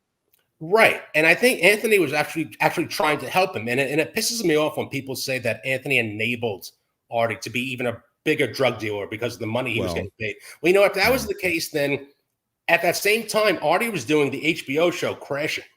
Yeah. So if Anthony Cumia is a neighbor, then so is fucking Judd Apatow. Well, so my whole take on this, being an Artie fan at the time and watching him degrade daily, day after day, and they would talk to him about falling asleep at the mic on the Stern Show is that I believe we knew, like everybody knew, but Howard chose to kind of turn a blind eye to it. And then when the shit hit the heroin fan, he acted, oh, poor innocent Howard. I had no idea that Artie was strung out on heroin, and that's why he was falling asleep in front of my microphone. I think he was disingenuous about it and using that for fodder for his show, as to where Anthony was quite honest about what he was using Artie for. That's a great read on that. That's a great read on that. And you were 1,000% right. They did, between Keith the Cop and Anthony, they did everything to help him. Where instead of using it for fodder, like you said. Yeah. They would put up they would put up Artie in a hotel room just down the street. So he wouldn't be late, and it's just more comfortable. He doesn't have to spend the money to go back to Hoboken, and he'll be fine. But they didn't know at the time that he was using big time. It would show after time. Artie would come up with nosebleeds, and the place they were picking him up said, "We can't have him stay at our hotel anymore." I mean, the place looks like a murder scene. Yeah, it was unfortunate. Yeah, when I read that part of it. Yeah, and there would be times when Anthony knew it would be a problem, but still Artie's a big boy, and I think I might have told the story when we were the other night, but we would go writing usually on Wednesdays after the compound show, and we'd go to the Friars Club to write. And anytime Artie would call you on your cell phone, it was never a good thing. Oh boy, never good news. Artie was not calling to say, "How are you? How's the family? How are you?" There was when you saw Artie Lang pop up on your cell phone, there was drama on the other end of that line. There was a problem. Something you had to deal with sooner than later. Yes. Yeah. So Anthony would pick it up, and I couldn't hear what Artie would be saying, but just by Anthony's facials, I was like, "Oh, shit." Like, okay, what's going on? Yeah. So he hangs up the phone. He says, "Can you fucking believe this? I got to bail Artie out of jail." And at the moment, after I stopped laughing for 5-10 seconds, my first thought is, I'm going with you. Yeah, I'm going to be with you. Yes. I'm going to, for somebody that was an Open Anthony fan and Howard Stern fan, to watch Anthony Cumia bail Artie Lang out of jail. That's the shit dreams are made of. Right. Yeah. So I can't believe I'm standing here witnessing this kind of real life behind the scenes shit with these guys. But like 10 seconds later, I think Artie's sister called and said, "No, it's okay. We'll take care of it. It's all right." Oh, that's cool. But there were other instances like that. We'd be at Anthony also had an apartment in the city. And I remember when I was watching like a Yankee game, and like 9-10 o'clock at night, and we were doing interviews, and Artie just texts Anthony. He's like, "Hey, can I borrow $10?" Which is a weird denomination. Yeah, for somebody that should have enough money on, but Artie never seemed lacking money. Yeah. Right. So it's like, what is it? So Anthony's like, "Yeah, so of course you can, but I'm at the apartment. If you want to stop by, I'll run down." Then 10 minutes later, like, "Hey, can you make it 25?" And then 10 minutes later, "Hey, can you make it 50?" At one point, I said to Anthony, "Just give him 100. You better get here quicker. You're going to end up giving him a lot more fucking money if you don't get here soon." And this is another thing. As soon as Artie was like, "Hey," Artie texted him. He's at the corner. And I go, "I'm going with you. I got to see this." So I went down with Anthony, and Anthony, there was like on the corner where Anthony lived, there's a pizza place, and there was scaffolding under it. So me and Anthony under the scaffolding, and Artie pulls up in one of those van cabs where like the side door opens. So this cab comes stopping to a screeching halt. The side door opens. Artie jumping out like Jackie Gleason.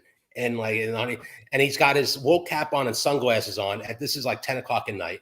And remember, and Anthony, we're over the scaffold. Anthony's giving like $100 the same way you give like a banana to a gorilla in the zoo. Just standing over the street. Jesus Christ.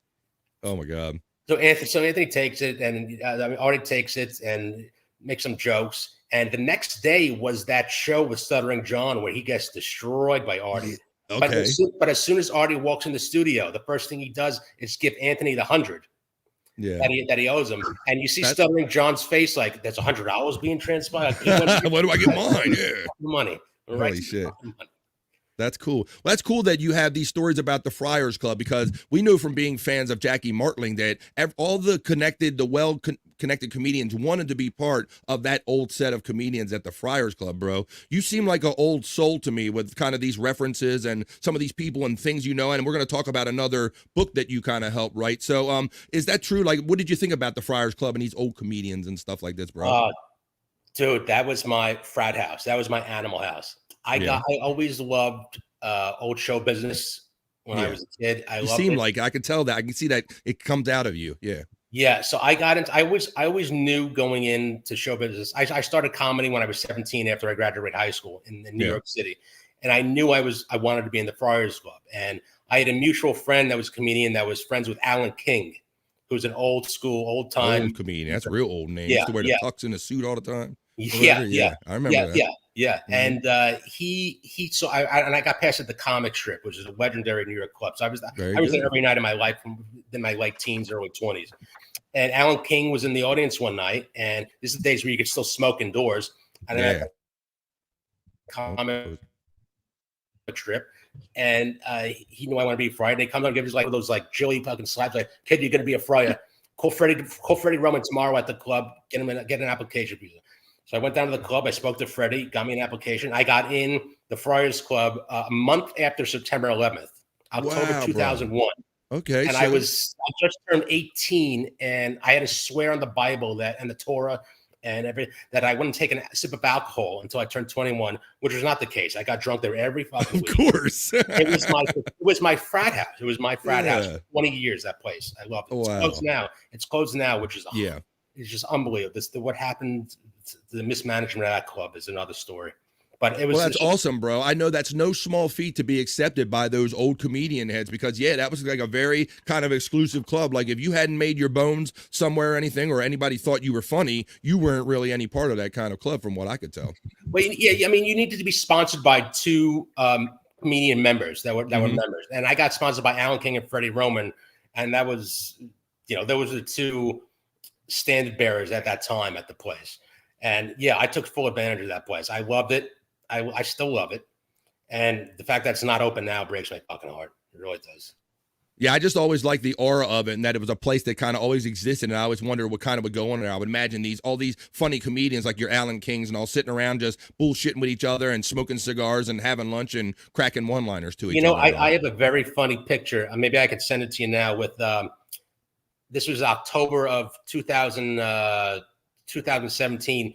Me, Cumia, and Artie Lang in the lobby of the Friars Club. Me and Anthony have drinks in our hand.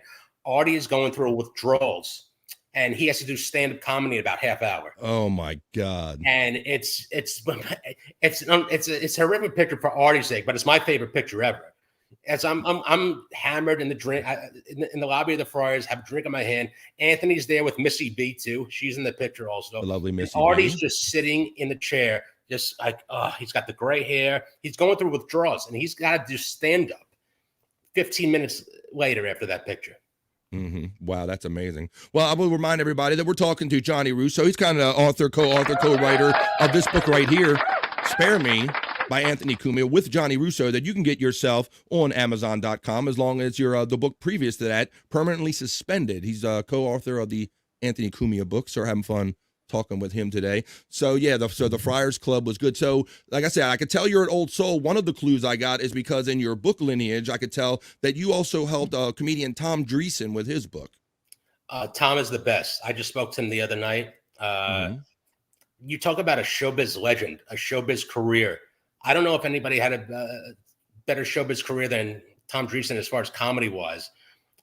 And just the nicest guy ever. I mean, the guy's been around for almost 70 years in comedy, and there's not one person in the world that has a bad word to say about it. And that is my favorite book cover ever. It's the Vegas, with the your stereotypical kind of, this is what we think when we think about those days, right? Yeah. Yeah, you got the Sinatra marquee, Tom Dreesen, and I got David Letterman under me on that book. He did a forward for that book, and that was great forward for that book. Awesome. Once again, I read what was available last night, and much like you, I think we're bonding on this, is that I'm an old comedy fan and an old head too. I was the last of 5 kids, so I grew up with a lot of older influences in my life, and certainly my father was a Sinatra fan. I was a big Letterman head, bro. Loved David Letterman. Went up and saw him twice at his theater, at the Ed Sullivan Theater, saw some live shows. Love David Letterman. And I used to stay up and get bleary-eyed and be late for work the next day until the days of the VCRs, Johnny. And then I would record it and watch it faithfully every day. So I bond with you on these older kind of guys. Letterman was Tom Dreesen was Letterman's first friend in Los Angeles.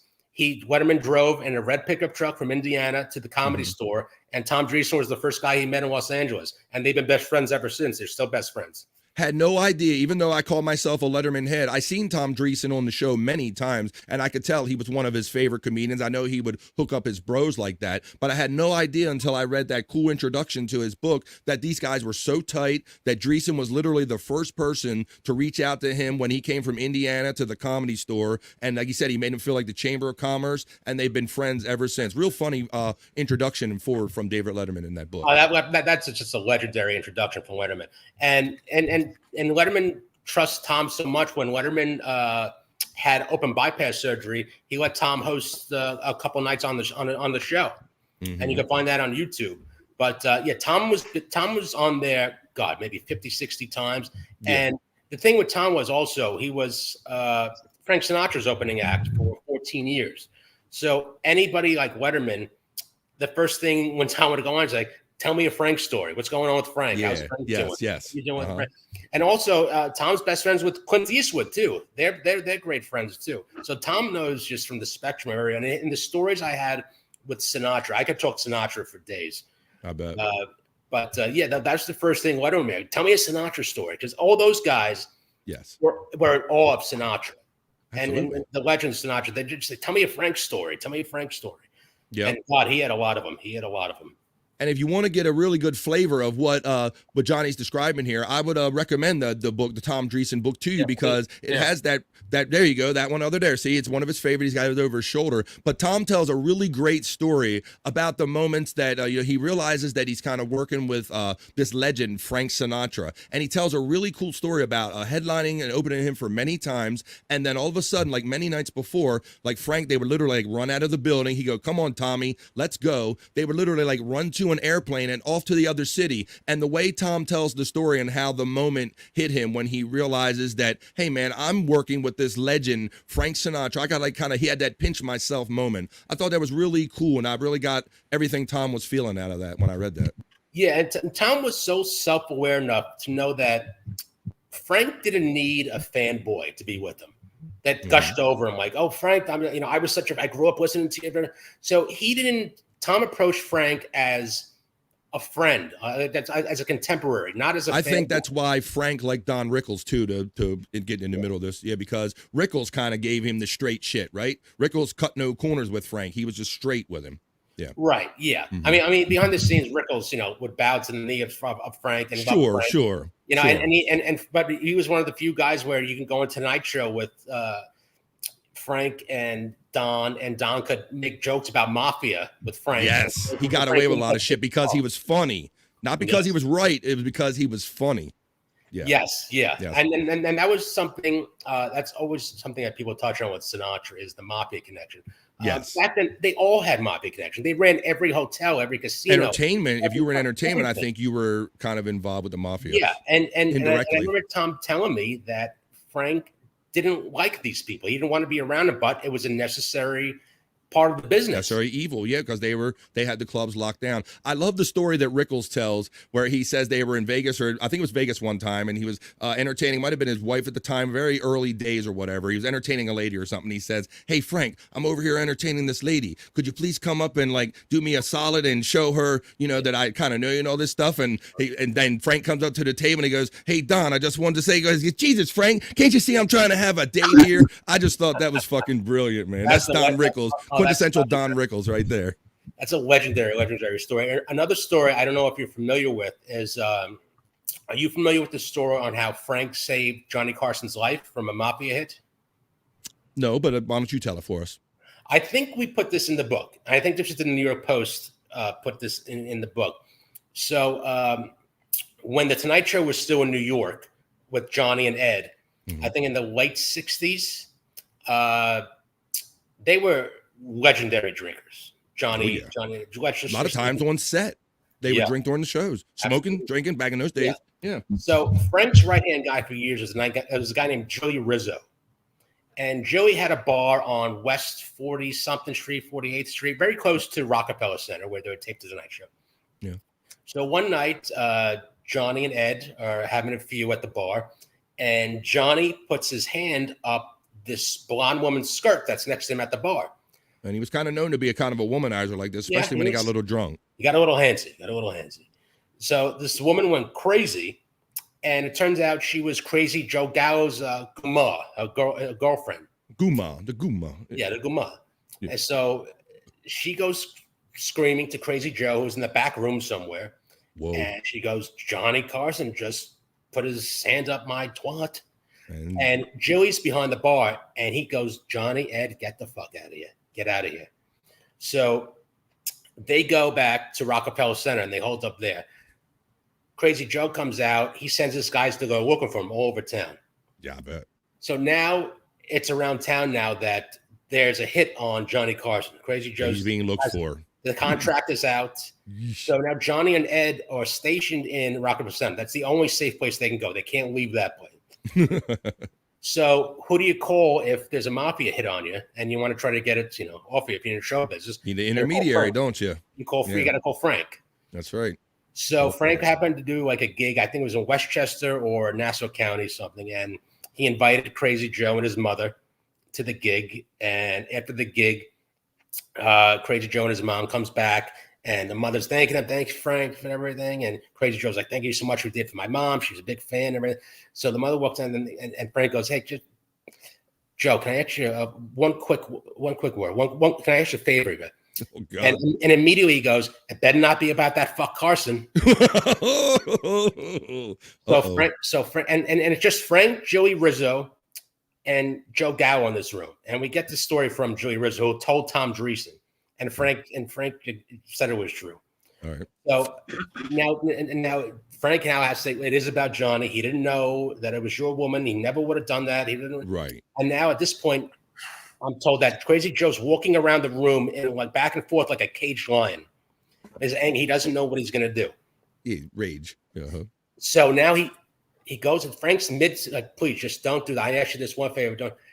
So now Crazy Joe goes up to Frank. He puts his hand in Frank's mouth, in his jaw. What? And he says, you tell Carson he only breathes because Sinatra asked him to. That's me. Whoa. And it sounds like he put the move on Frank. Like, look, I'm doing you a solid. I don't even want to be doing for you by doing that move. But he put his hand inside Frank's mouth, his jaw. To make a point, to let you know that, right, the talking ends here. That's a wild story, man. And I'm sure, those guys are full of those stories. Can you imagine the stories they know that they never shared with you or anybody, bro? But what's weird is now when you watch those old Carson shows when Sinatra's on, Carson knows in the back of his head that he's only living because of Frank Sinatra. So it's a weird dynamic when that happens, particularly when guys on Carson and Sinatra's level. Yep. So it's almost like when you borrow money from somebody and so they always have it over you for a little bit. Yep. It's that same weird dynamic that Sinatra and Carson had. I always had that sense when I saw Frank Sinatra on the show. He was always very humble with Frank. Like, I'm not fucking with this guy. Like this was somebody that he literally bowed to, metaphorically, in a sense. Yeah. And they did a show in St. Louis that's on YouTube with instead of Joey Bishop. I think Joey Bishop was sick that night. They brought Frank asked Carson to fly in, and Carson like, of course, yeah, I'll fly. So it was Sammy, Dean, Frank, and Johnny Carson on stage for like a benefit or something, which is on YouTube. And there's a lot of clips about that. But I'm sure that was called in for a favor for Frank, and Johnny would drop everything and just.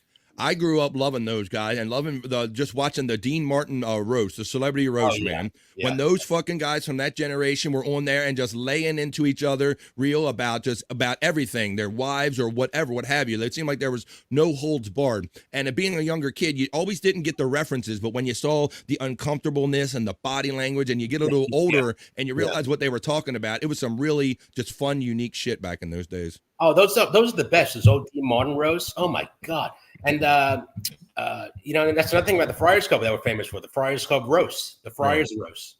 Yeah. And I missed that so much. I remember my first roast was the one after September 11th. It was the Hugh Hefner roast. And that's when Gilbert did the famous aristocrat joke. Was that the one that they did on Comedy Central? He did put it on Comedy Central. I think in November later in November, I think. But Gilbert did some 9/11 jokes. They were just I don't say the word bombing, but they were not working. So then he goes into an historic version of the aristocrat joke, And they made a movie, basically a documentary based around almost that Gilbert doing that particular joke with the aristocrats. Yeah, of course, my familiarity with Gilbert Gottfried was being on the Stern Show, obviously, being a Stern guy. And one of my memories I remember is that when him and Artie were on the show together, like you said, they did the other show together, but they were on the show and they stretched the news out one day because every time Robin tried to do a headline, they would just go freestyling on it, and they drugged the news bit out for like an extra hour and just pissed off everybody in the room. It was fucking hilarious, man. I remember that. Yeah, the N-word was flying that day. It's on YouTube. I listened to it, I think, last month, and it's just you laugh out loud, and no matter. And Howard's like, all right, enough using that word, enough using. But every 10 seconds, him or Gilbert would just say the N-word, and Robin wasn't doing him any favors. Like the new Spike Lee movie going, and they just break out laughing. Yeah, or they would start laughing uncontrollably about a baby on crack the one time, the crack babies, and Gilbert went off on the fucking crack babies for like an hour, man. I mean, he could just take anything with that laugh and just run with it and make it funny. Yeah, Gilbert was good too. I met him a couple times. A very short dude and very humble and like shy, and did not have the same voice in person talking to him as he would. You know, his performance voice is very different. Mm-hmm. But, yeah, it was kind of weird how he got caught up in that whole kind of had that whole saying, and he got kind of blacklisted there for a minute and lost his endorsement and all that stuff. Weird, but Gilbert was definitely a funny guy. But my boy Scott and Bobby Nick, I think Scott, do you have another two questions for our friend Johnny here today, buddy? Did you want? Yeah, actually, I do. I know writers, or I've heard writers, I should say, have a lot of like writing rituals and superstitions and stuff. You have a writing ritual? No, as far as rituals go, no. I just hope my equipment works during interviews, because I don't want to have to go back to somebody and say, oh, shit, it didn't record. Oh, okay, that's a bad question. Well, it's a good question, because you have to, it goes back to just being prepared. Yeah. Like Frankie McDonald. And you got to be prepared with stuff, and you want to ask the most detailed question. You want to get into the core of everything. You want to just get into why were you thinking? Why were you thinking this? When? Why did you ask that question? What were you thinking? Where do you want to go from there? But so it's minutia and details. So no, that is a good question, and it really is just being prepared. And you want to push your interviewer beyond where they thought they were at the time. Behind the scenes thinking of what they wanted to do, what you were talking about, what's the point you want to get across, that kind of thing. So that is a good question. And Scott brings up an interesting point, because it is interesting when you get down to the minutia of how did you get from the point to where Anthony had these thoughts, and apparently you two have to sit together at some point. You either, whether it be by email or whatever, you guys kind of have to sit together and go, okay, hey, what do you want to get out of this work? Okay, you're saying this, and maybe you kind of help him phrase it or saying in the proper way. Spare me was I'm in Florida now. I spend my time in Florida and New York, but I have a place in Florida. So Anthony flew down here, and we spent the weekend just hanging out at my place. And I would have a breakdown of topics that we want to go through, A through Z, and then during those topics we'll go into details of each type of situation. But that book, we kind of had. We were drinking a lot, and we had Johnny Carson. We had the old, we had Poodle TV on, the old Tonight Show episodes. That's on neat. That's neat. So we'd have to be unmuted depending on what the guest was on. Yeah, something interesting might be happening. We got to listen to this one. That was horrible for me. That was horrible. But but you go in saying, all right, let's cover this today. Let's go into these points, A to Z. You go in with a game plan. Yeah. And you try to cover it. But Anthony's it's different with friends and. Yeah. If I'm doing a book with a friend like Anthony, I know we're going to be drinking and going to be talking over the interview. But if I'm doing something with let's say Tom Dreesen, it's way more professional. It'll just be boom, A to Z, covering the points. But if you're doing it with a friend, someone it's kind of a little more loosey goosey. You can play around with it a little bit. So are you a little more are you deliberate about you take copious notes when you're doing this? Are you more of an audio guy and you kind of go back hey, what exactly did he say at this point? What is your your method there? All three. I'll have written stuff and I'll double audio stuff. So in case there's but yeah, I'll take written notes because I don't want to interrupt. When you're doing a biography interview, you don't want to interrupt somebody midstream. Let it just flow. So during a question, I'll write down, okay, let's go back to this point. So when they're finally done, I'll say, okay, let's go back, when you first mentioned this. And so just, you don't want to interrupt anybody or talk over anybody. when they're letting out the good stuff. Yeah, you just write that down and say, okay, let's go back to this point, and then or expand on this, or what about that? So yeah. And speaking of good stuff or stuff that came up, was there any point in time where he got so comfortable with you because you guys are bros and just talking, and you would say, well, maybe you shouldn't put that in the book, or maybe you should say that in a different way? Did you have many of those kind of instances because it got so free, or was it just kind of what it was?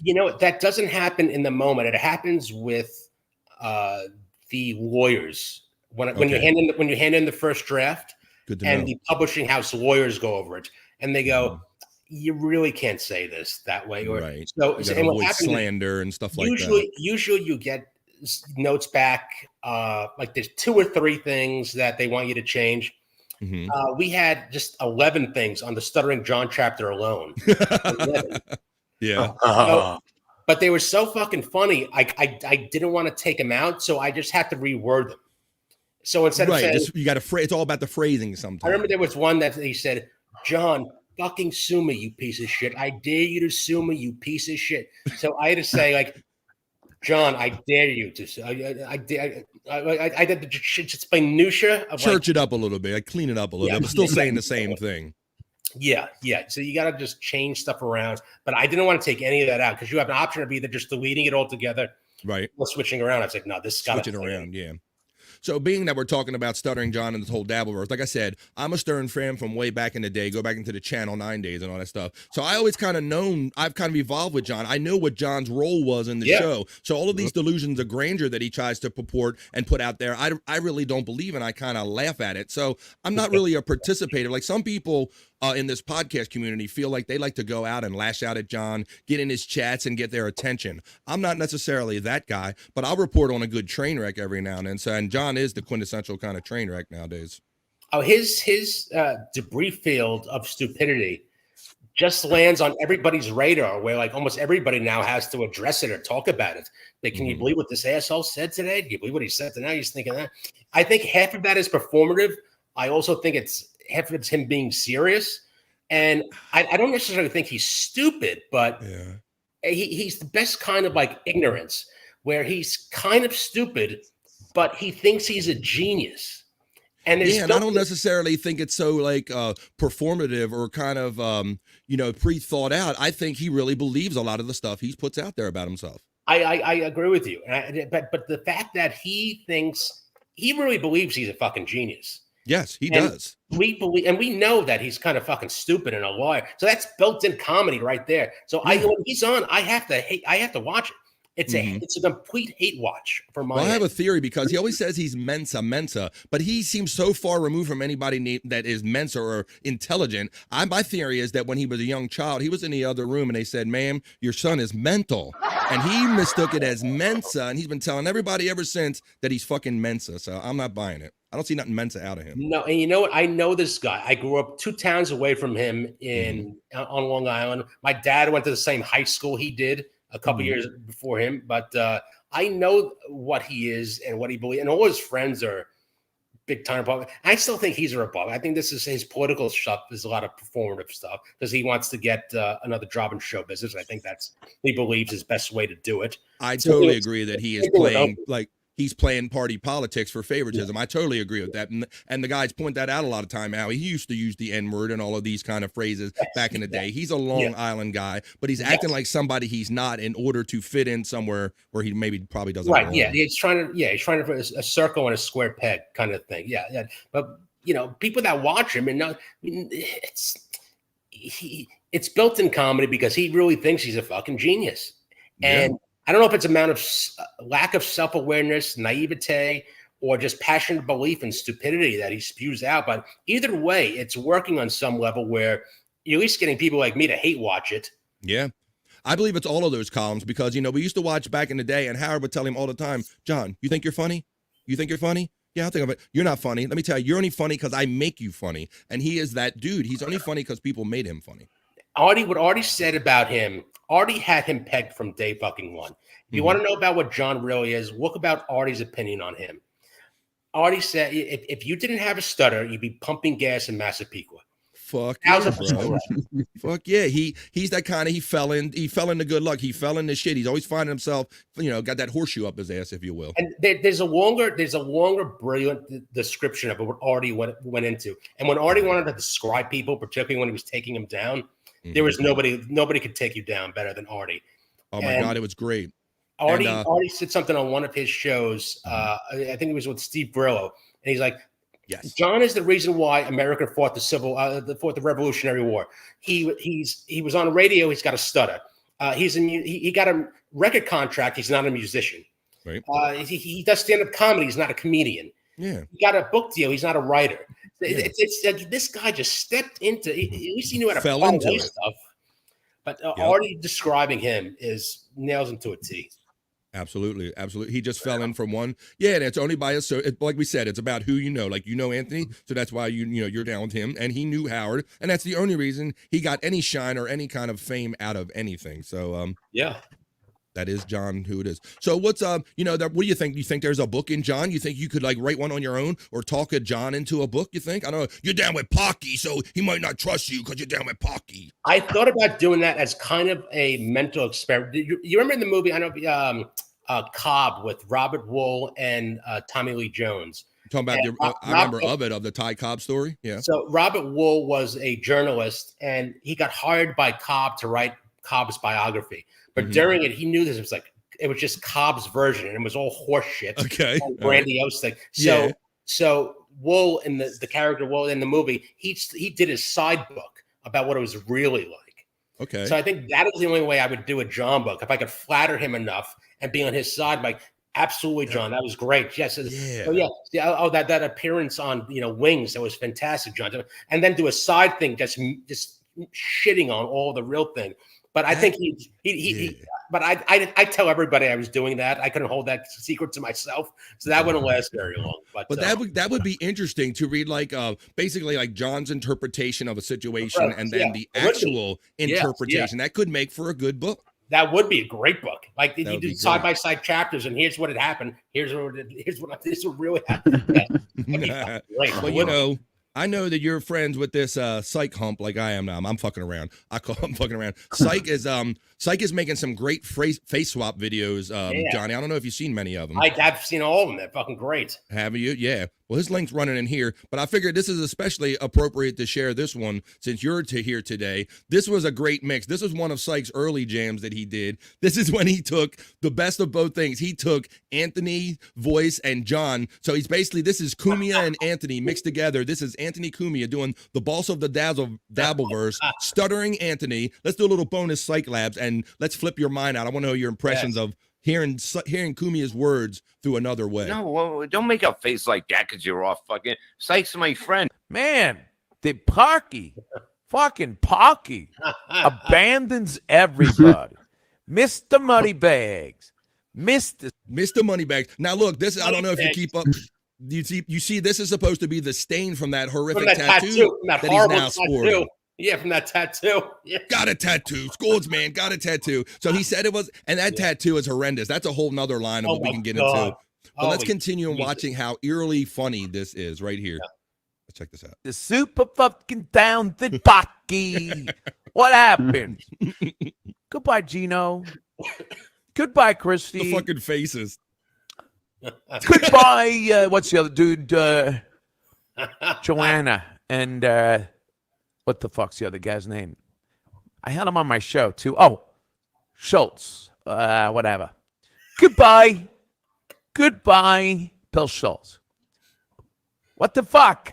What happened, Pocky? Mr. Loyalty? You abandon everybody. You got no fucking loyalty. I never say to come on. But, oh, Jesus. That's me in the corner. Someone wrote that. That's me in the spotlight, losing my religion. The voice the mods are so eerie, man. But fucking hell. You fucking, I mean, you're critiquing me. You're a fucking 64-year-old fucking guy who had quadruple bypass. You can't even drink anymore. You couldn't even fucking exercise. I'm in the gym every fucking day. You gotta read the writing on the wall, you pock-faced prick. You gotta say to yourself, holy shit, I better start working out. I can't fucking drink every day and expect my liver to hold on. Your heart couldn't hold on. I'm shocked. I didn't even know you had a heart. Scared with Oh, boy. Anthony would love that. I got to send that to Anthony. He would love that. Fuck yeah! Shout out Anthony Cumia. You got to check out some Cyke stuff. Now this is where I think people of the same ilk tend to find each other. Like cream rises to the top, and other things go other places. And you're about to see a definition of that right here. A hot girl. You think Missy B's hot? Not for me. Money. How about that? Trying to claim that Missy B isn't hot. He hit her there. He hit her in his own house. Well, yeah, and he hit on Gina Levy too. And so, yeah, once they reject him, then they're all like bitches and they're not hot anymore. Yeah. He's so insecure, this fucker. He's a ball of insecurity. He's still little Johnny. He's little Johnny inside trying to protect himself from outside criticism. Yeah, and just sees what everybody else has and just kind of wants it. Wants Bob's wife, wants, Missy B. And then when he gets rejected, You have Robso. Here we go. Yeah. I have a cool guy that's not a racist. Wow. This motherfucker. I'm spurred a moment, Rob. The bottom of the barrel has found I'll never say itself. that I'm going to do a well-produced show because I don't want to. I'd rather be fucking bare ball. So there you go. There's go stuttering Pocky right there. Compliments of Cyke Labs. So that's funny, man. Yeah, I hope Anthony would see that. He's done great ones with Bob Levy and Beetlejuice. You might have saw earlier in the show about Bob Juice or Beetle Levy. So that's some fun shit, man. So that's the kind of shit we like to get down here with on BF Live, buddy. I'm happy you joined us here today. This has been a lot of fun, man. Yeah, man. It's my pleasure. Thanks for having me on. And I was up at DabbleCon. You didn't make your way up to Rochester? No, I didn't get up to Rochester. I'm talking with Cyke and a couple other people. We're going to do the Perry's, the movie premiere for Perry's movie. I think it's going to be in Austin or something. I've heard Austin originally. That would be cool, man. I'm definitely going to go to that. I might have to book me a flight for that one, man, because I would love to see that. I love some Perry. I got to know Cyke and all of these great people through the Perry chat family. Bones up and 666 to all you guys. That was funny, and it was funny seeing them do the pop up kind of asking him about Perry Farrell and Dave Navarro and all that shit. They did that over the weekend. Man, they do that so well. I got to, with the way Tom B sets up these bits. I mean, the guitar thing. I mean, that's just genius. And I, you know what? So I'm like, okay, yeah, he's going to give up the guitar. And it probably took until they were going to hand it over. And I'm like, I know what the fuck's going on here. And he regrets the day he ever let that fucking guitar go, man. Oh my God. So that's probably going to be a slow burn. Supposedly it's going to last a long time. Absolutely. It should too. He's pissed at the world. He's pissed at Corey. He thinks Corey Feldman has it. He thinks everybody has it. And I like the fact that he showed his ass on air. So now Tom has him in check thinking that you lost your YouTube page. So it's always some kind of fun antics popping off on Perry Caravella Live. And so this is cool having Johnny Russo on here today, Johnny. It's the 2 o'clock hour, bro. You've been here with us for a solid hour. Typically at 1:30, I like to take a piss break, but I'm having so much fun talking with you, bro. I went past it a little bit, but this is what I like to do. If you want to take a piss break, I'll take a cigarette break, I'll go with you. Okay, that's what I was going to ask. If you want to come back on the other side of the piss break, so you heard it. We can get into some other fun conversation and some bullshit right after this. But we have done 2 hours of a 3-hour show. And folks, I'm overdue. I think I need a piss break. So why don't you grab something to drink, take a piss break of your own, grab something to drink, grab a snack, let everybody know that we're hanging out here with Johnny Russo, and I'll see you on the other side. I'll see you on the other side of this piss break in 2.5 minutes now on BF.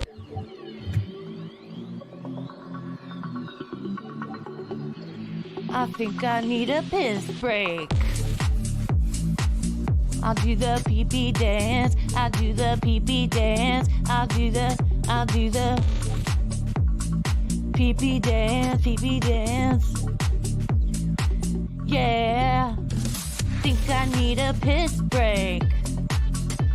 I think I need a piss break. Yeah. Oh, yeah. I think I need a piss break. I do the pee-pee dance. I do the pee-pee dance. Yeah. think I need a piss break. Oh yeah, I'll do the pee-pee dance. Oh, watch me now. I'll do the pee-pee dance.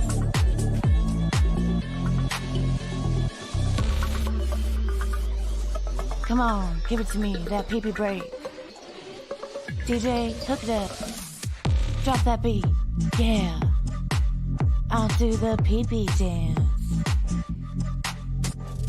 I think I need a piss break. I think I need a piss break. Yeah, yeah. Watch me now.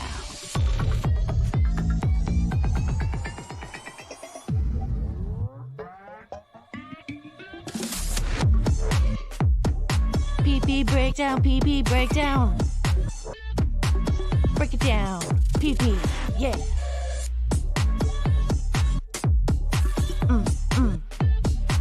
Think I need a piss break. I think I need a piss break. I think I need a piss break. Oh, yeah. Wash your hands. Don't be gross. I know you touched your pee-pee. Well, I had to because nobody would touch it for me, but we're back. I'm going to catch up with you guys. We're on the other side of BF Live now. We already done 2 hours of the show. It's been a great day. We're kind of starting off a guest week. We're kind of shaping up to be here on BF Live. And we're starting off with our friend Johnny Russo being the first one starting off this week, buddy. So, Replayables the other night. So you recovered pretty good the next day when we did Replayables? Yeah, I had to check in with Cyke a little bit. Did everything go well? Go okay? I thought there was a guest that was on and Yes. off, but You're not wrong. And that is the interesting and challenging thing about doing replayables. When you have people, when you mix people and alcohol, you might get weird results sometimes. And people get in their feelings and stuff when they drink a little alcohol. So yeah, we had somebody that was kind of mishearing things and misunderstanding things. And yeah, it was really busy show, bro. And it was a little hard to keep up. So that's kind of why I was asking how you recovered from that. Yeah, no, it was good. I didn't. I think it went well. I was okay. I'd like to be a regular on all these shows. I love hanging with you guys and just shooting the shit. And yeah, that was cool. It's a lot of fun. Yeah, Chris said that you were kind of aware of our show and you kind of reached out to him and wanted to come on. So I was glad to hear that. Yeah. I got again through Cyke.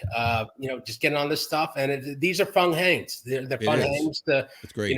Shoot the shit and just talk about what's going on, particularly in the stuff that we watch. Show business and the Purse and Bob show and John show, and Cumia, and so yeah, it's a fun hang. It's fun to talk about.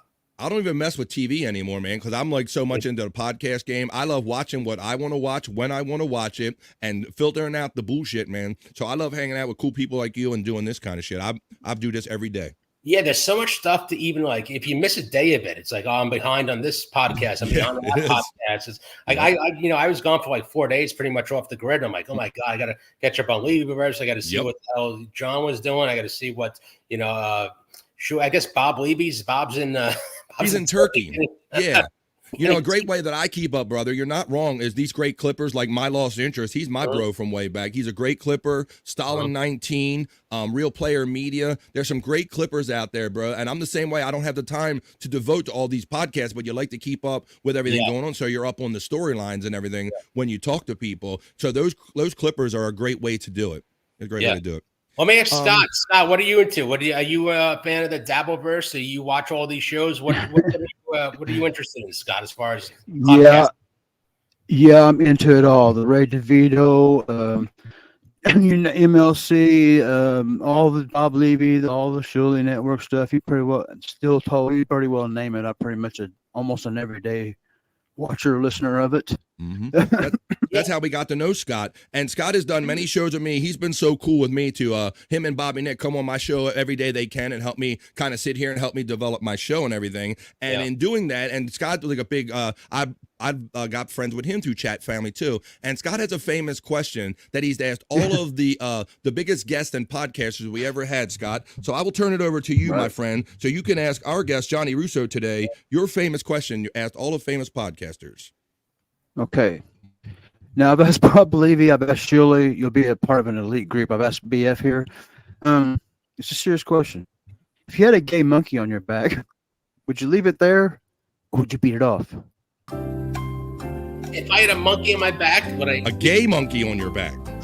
Would you leave it there or would you beat it off? They've all answered it too. You know what? I'd beat it off. Hey, there you go. Why avoid it? You got to beat it off at some point. Content, baby. The content. So there you go. Scott has a famous reel of literally all of those people that he mentioned and more. Bob Levy, Shuley. He's asked. What's the most common answer? Is it beat it off? Probably beat it off. My favorite answer is Bob Levy. He answered it twice. The second time he answered was he'd throw it on the floor and beat it off until it fell asleep. So Scott's having a great time, like putting people on the spot or just getting kind of a fun answer out of it. So now you're added to a long lineage of people he's asked that question to. So I'm proud of it. Joey C. Thank you. We're talking about. I do got one more question. What's the weirdest thing you've ever used as a bookmarker? Wow. Weirdest thing I ever used as a bookmarker. And an unopened tampon on my girlfriend's. There you go. That's a great answer. That's a unique answer. Unopened tampon. All right. It was on a flight too. It was on a flight because she thought she had to go. I was like, well, I got to go. And I don't want to lose my place. Yes. Yeah. Funny. And so Johnny, getting to know a little more about you, buddy. I assume that many of us like music, right? Are you a fan of music? I am, but I'm still old school, Sheena. You know, I'm still like Sinatra. And that's quite all right. We don't judge here on BF Live, but we do like to ask when we have certain guests on. When we have any guest on, we would like to ask if you would do something we like to do with every guest. Will you tell us 5 letters of music? So here's how it works, Johnny. I'll have either you can throw a letter. I'll usually have somebody in the chat throw out a random letter. There's 5 letters in the word music. So we'll start at that letter. We'll go through each letter and you can either go through your phone or wherever have your music listed. If you don't have any music listed, just tell us the first artist that comes to mind, starting with each one of these letters, and maybe we'll get to know a little bit more about your musical taste. What do you say? All right. All right. So I'll get somebody in the chat to throw a letter at somebody. First letter I see. We'll do the 5 letters after that. So we'll do it like that. Come on. I don't see a letter. I think Rocco and the Potato are on. Awesome team. Okay. Now, if I can agree, check the time. Let's see. I like this. Matt's checking in saying Bones Up. He's another Perry head right there. Bones Up and 666. That's Matt. He called it Midday Freaks. The Prop Master's getting love. He also mods on Scott's channel. I'm not seeing a letter yet, Johnny. So throw out a letter, Johnny. I'll let you start off since you're our guest. Any letter in the alphabet, and we'll do 5. That letter and 5 after that. Come on, throw me a letter. Okay. I'll take an N, Pat. N, let's go with it. Oh my God, N, Pat. Speaking of that, have you seen any? Are you a Wheel of Fortune fan? Have you seen since Ryan Seacrest has taken over? I heard it was not good. I heard that son of a bitch. That doesn't he have enough jobs in Hollywood that he needed that one too? He's like the default thing for everything. At the Kelly and Regis show, Colin Seacrest show. Yeah. Ryan Seacrest is the default position on any fucking show. Mm-hmm. N. Okay. Well, you said N. Matt said A, but we're going to do it with our guests. We're going to go with N. So, N. Scott, you got your letter N yet? While I go look for my musical files. Yeah, I can go. I got NIB, Black Sabbath. Oh, that's a good one. NIB. So it can be an artist.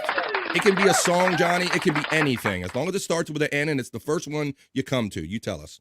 Night and day, you are the one. There you go. Some Sinatra right there. There you go. That's yours. All right. I like me Sinatra. I got lots of Sinatra too, bro. So no shame in that game here. Everybody throw yours in the chat. Let me know your ends. I'm trying to find my music now, buddy. Let me see. You figure I would have had my file open already. Music. So do you, like, did you grow up like? Obviously, I think you get it honest when you grow up on Long Island. It's almost law that you're raised up on Sinatra, right? Yeah, I mean, particularly growing up in Italian, you grow up in an Italian household. There's a picture of Jesus and then Sinatra on top of it. You're not wrong about that. That's funny. No, I got into Sinatra and that stuff because, like, when I went to school, I graduated in 2000, and you'd have to see all these white kids into rap music and everybody like Backstreet Boys and then sing and all. I said, I can't like this shit. I got to find something that my own that nobody else likes. That was cool, man, because a lot of people just follow along. And, like I said, I'm kind of an old soul, too. I'm a Sinatra fan, and I DJ'd for 10 years. We would do parties, weddings, bars, everything. And we would play, Come Fly With Me or something like Sinatra, and they would go, or Summer Wind, and people would come up and they go, how do you guys know this? Why are you playing like Sinatra's? Because we were grown up on that shit. My father was a jazz guitar player, and also I got it honest, bro. Yeah. I love it. Yeah, he would take over the radio whenever he got in the car. Scott, you will be interested to know that my N is also NIB for my N's. So there you go. What do we got in here? Right on. We got A. We got the letters going up. I don't see anybody throwing theirs in there. G. No, you already got that. Narcolepsy from Third Eye Blind, says our friend Matt. That's his N song or artist. So this is something we like to do here. All right, and O. Let's go on to O then. Scott, what do you got for O, buddy? What's your first one with O? Ozzy Osbourne, Bloodbath in Paradise. Ooh, that's a good one. Bloodbath in Paradise. That's an old jam. Yeah. All right. If you don't have one, I can go next, Matt. Johnny, if you don't have yours yet. Oh, God. Right. Yeah. I don't have one yet. I don't have Come one. on, you can put it up. Don't be embarrassed. Let's see. Mine is something called Oh Girlfriend by Weezer. Oh Girlfriend. That's what mine is. That's my O's. It can be an artist. It can be a song. Whoa, Terry, he comes in with Nazareth. Oh, Space Nerd comes in with Oasis because she's a Bob Levy fan. I got Oh Happy Day by Glenn Campbell. Oh Happy Day. There you go. That's a good one. All right. Opeth. Let's see. Obvious by Jane's Addiction. Oh, that's timely considering his whole attack on the stage thing. Did you see any of that about Perry Farrell attacking Dave Navarro over the weekend, brother? I was so goddamn hilarious. I was listening to that on the plane last night, and the guitar was the reason why Perry hit Dave. I mean, that's right, because he didn't like the way he was playing with the guitar and everything. Oh my God! I even made a joke about Bob. I said Bob's new teeth are being made with Perry's old guitar or something. Like they busted it up and made Bob new teeth with it. Yes. Oh my God! They're doing everything with that. That's so great. Two of us in the DV like Oasis. LOL. Oh my God, Perry is off his rocker. That's to say the least. All right, so that's our O's right there. We got Obvious by Jane's Addiction. Nobody puts Dave in the corner, man, says Space Chief. Says Space Nerd, excuse me, not Space Chief. All right, we're going to go on to P now. We're going to go into the letter P here on BF Live. We're finding out what everybody likes about music. Oh, I got one. This is an interesting one. So what do you got for P there, Scott Fitzpatrick? I have my favorite band in Chinese, Poison. Talk dirty to me. Yeah, Poison. You guys in the band name? You guys in Poison name? It's cool. It's cool, man. Mine is a Pat Benatar song called Painted Desert, like off of her, I guess, one of her greatest hits album, Pat Benatar. That's what I got. What do you got there, Johnny? I got an odd one. And this, I used to date a chick when I was 18, 19 named Nellie Mackay. And she was in a movie called P.S. I Love You. And she sang the song for that movie, P.S. I Love You. Okay. That just comes to mind. The person, not that I like it. Okay, that's fine. That comes to mind. First thing that comes to mind. I like that. That's cool, man. Because our friend Bobby Nick, who he kind of dipped out because he probably wasn't doing anything, but he dipped out. Bobby Nick really doesn't have a list neither, but he does go off. We like to go off the top of the brain, whatever comes to you. We like that too. Pantera, says our friend Blummels. Pat Nebatar says, yes, Pat Nebatar. Oh shit. Matt wants the funk. He got P-Funk Parliament over here. There you go. Some George Clinton for your ass right there. That's some good old stuff right there. All right, so we got the P. Let's get the Q. This could be interesting because how many things? Okay, Q. I have Queensryche. Nice. I don't believe in love. Yeah. I don't believe in love. I never had. I never will. We got Space Nerd checking in saying, fuck yeah, Matt, for the P-Funk Parliament. Phoenix is my band for peace as Space Nerd. Mine is, I'll go into mine. We're going to P. We're on Q, right? You got Queensryche. I have Queer by Garbage, the song Queer. The queerest of. I got Quest of Fire from Iron Maiden. All right, there you go. I'm going to see Iron Maiden, man. I'm going to see Iron Maiden in November. They're coming my way, bro. It's been a long time. Those are good concerts. Those are really good concerts. They put on a show. Oh my God. And can you believe, like, I think he stopped now, but can you believe Bruce Dickinson was like a legit 747 pilot? Is that right? The lead singer flew their freaking plane for a time, bro. Yeah, there's documentaries on it. He's probably like a heterosexual John Travolta.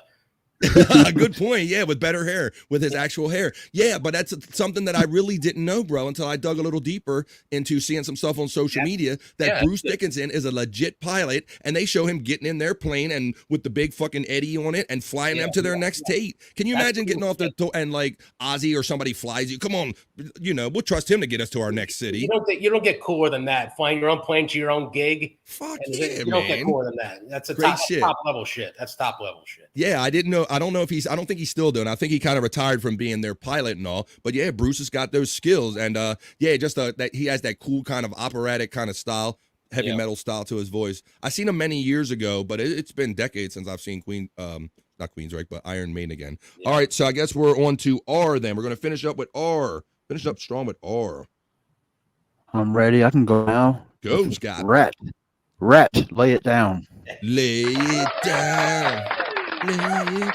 Mine is ROCK in the USA by John Cougar Mellencamp. That's what I got, folks, for my R. Shit. Uh-oh. I'm going to go Ramblin' Man, Allman Brothers. That's a good song. I like me some Allman Brothers. There you go. I likes that. Like Whippin' Post, like the 13-minute song when you got to take a nap or go to the bathroom or something. Whippin' Post is always a good song to throw on. Allman Brothers. Like me a good jam band. Well, there you go. I think we did it, y'all. Those were 5 letters of music. We did it.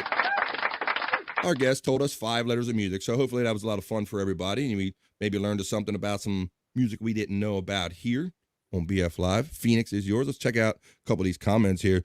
Du hast. I mean, there you go. That's a good song. We got Rhiannon by The Mac. Is that Rhiannon by Fleetwood Mac? The Mac. I don't remember.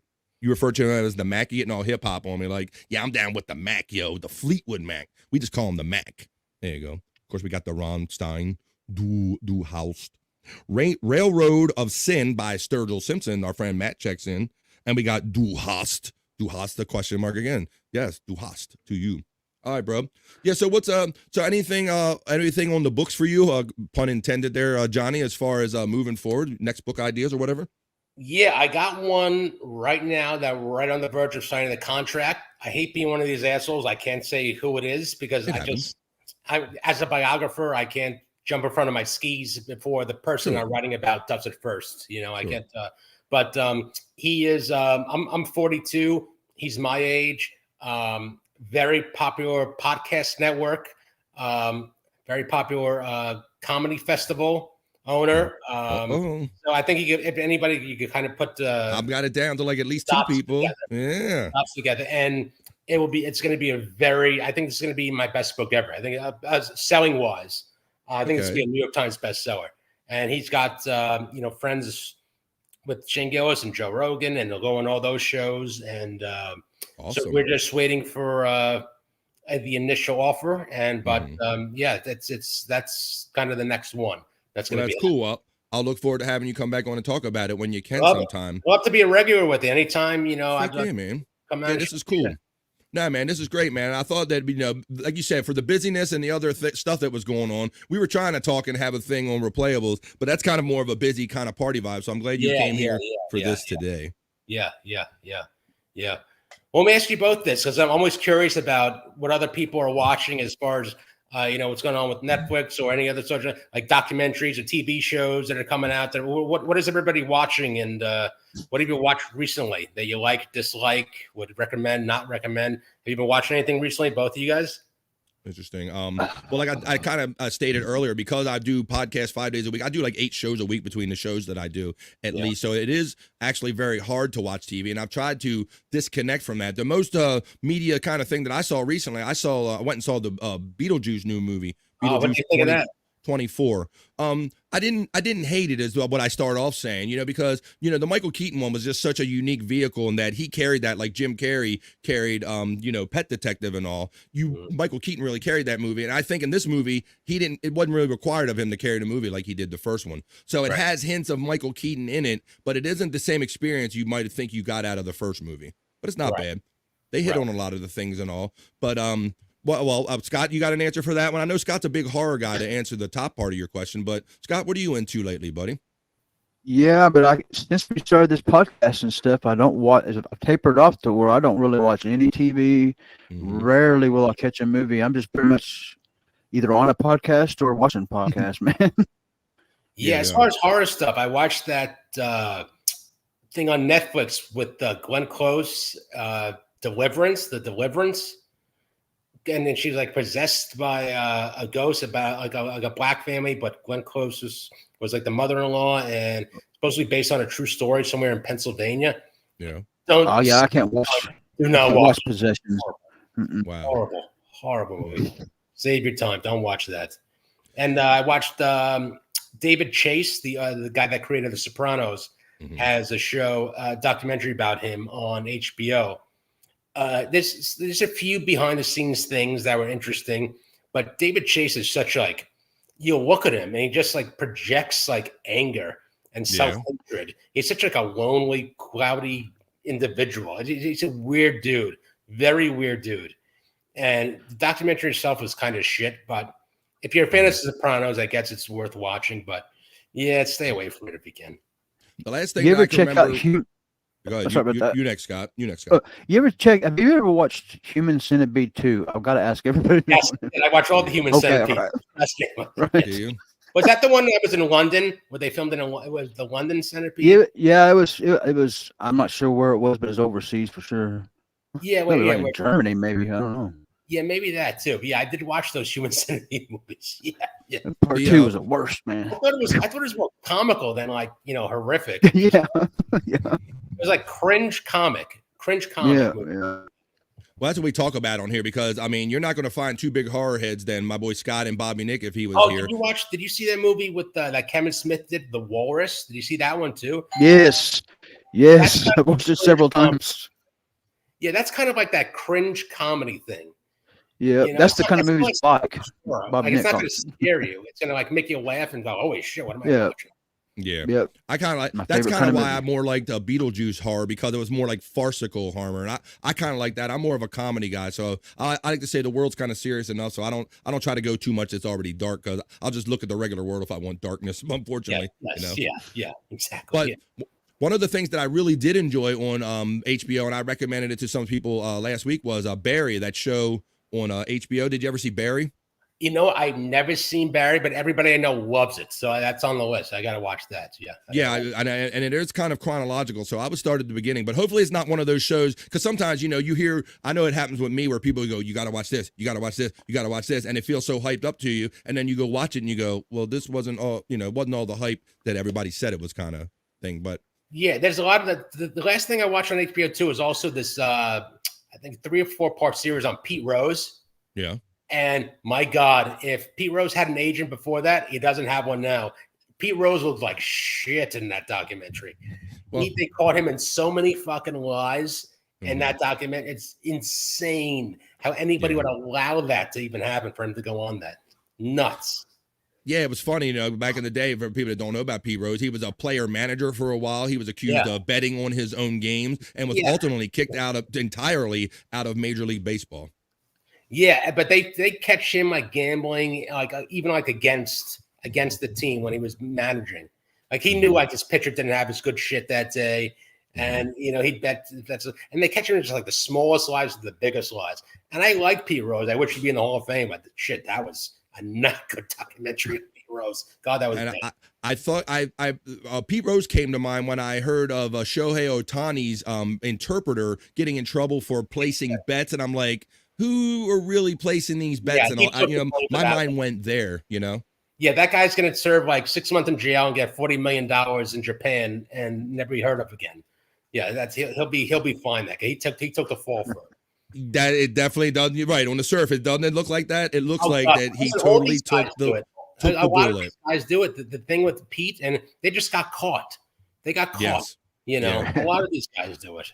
And then he didn't really do a great job of lying when he did get caught about, you know, if he bet or when he bet or if he bet on Reds games or other games or all that stuff. But Yeah. No, but how that's do you the one. feel in comparing the Pete Rose being kicked out of baseball forever compared to some of these the steroid era of guys that are going to have to be considered for the Hall of Fame? I don't know. You know what? You still got to. I mean, the same thing with like Roger Clemens. I was a big Clemens fan. Oh my And God! Barry Now, Bonds. how did that dude get better and is 42 years old and he's slinging the ball out there like a madman still? Yeah, you know what? You still got to throw it and you still got to hit it. Like with Bonds, you still got to hit the thing.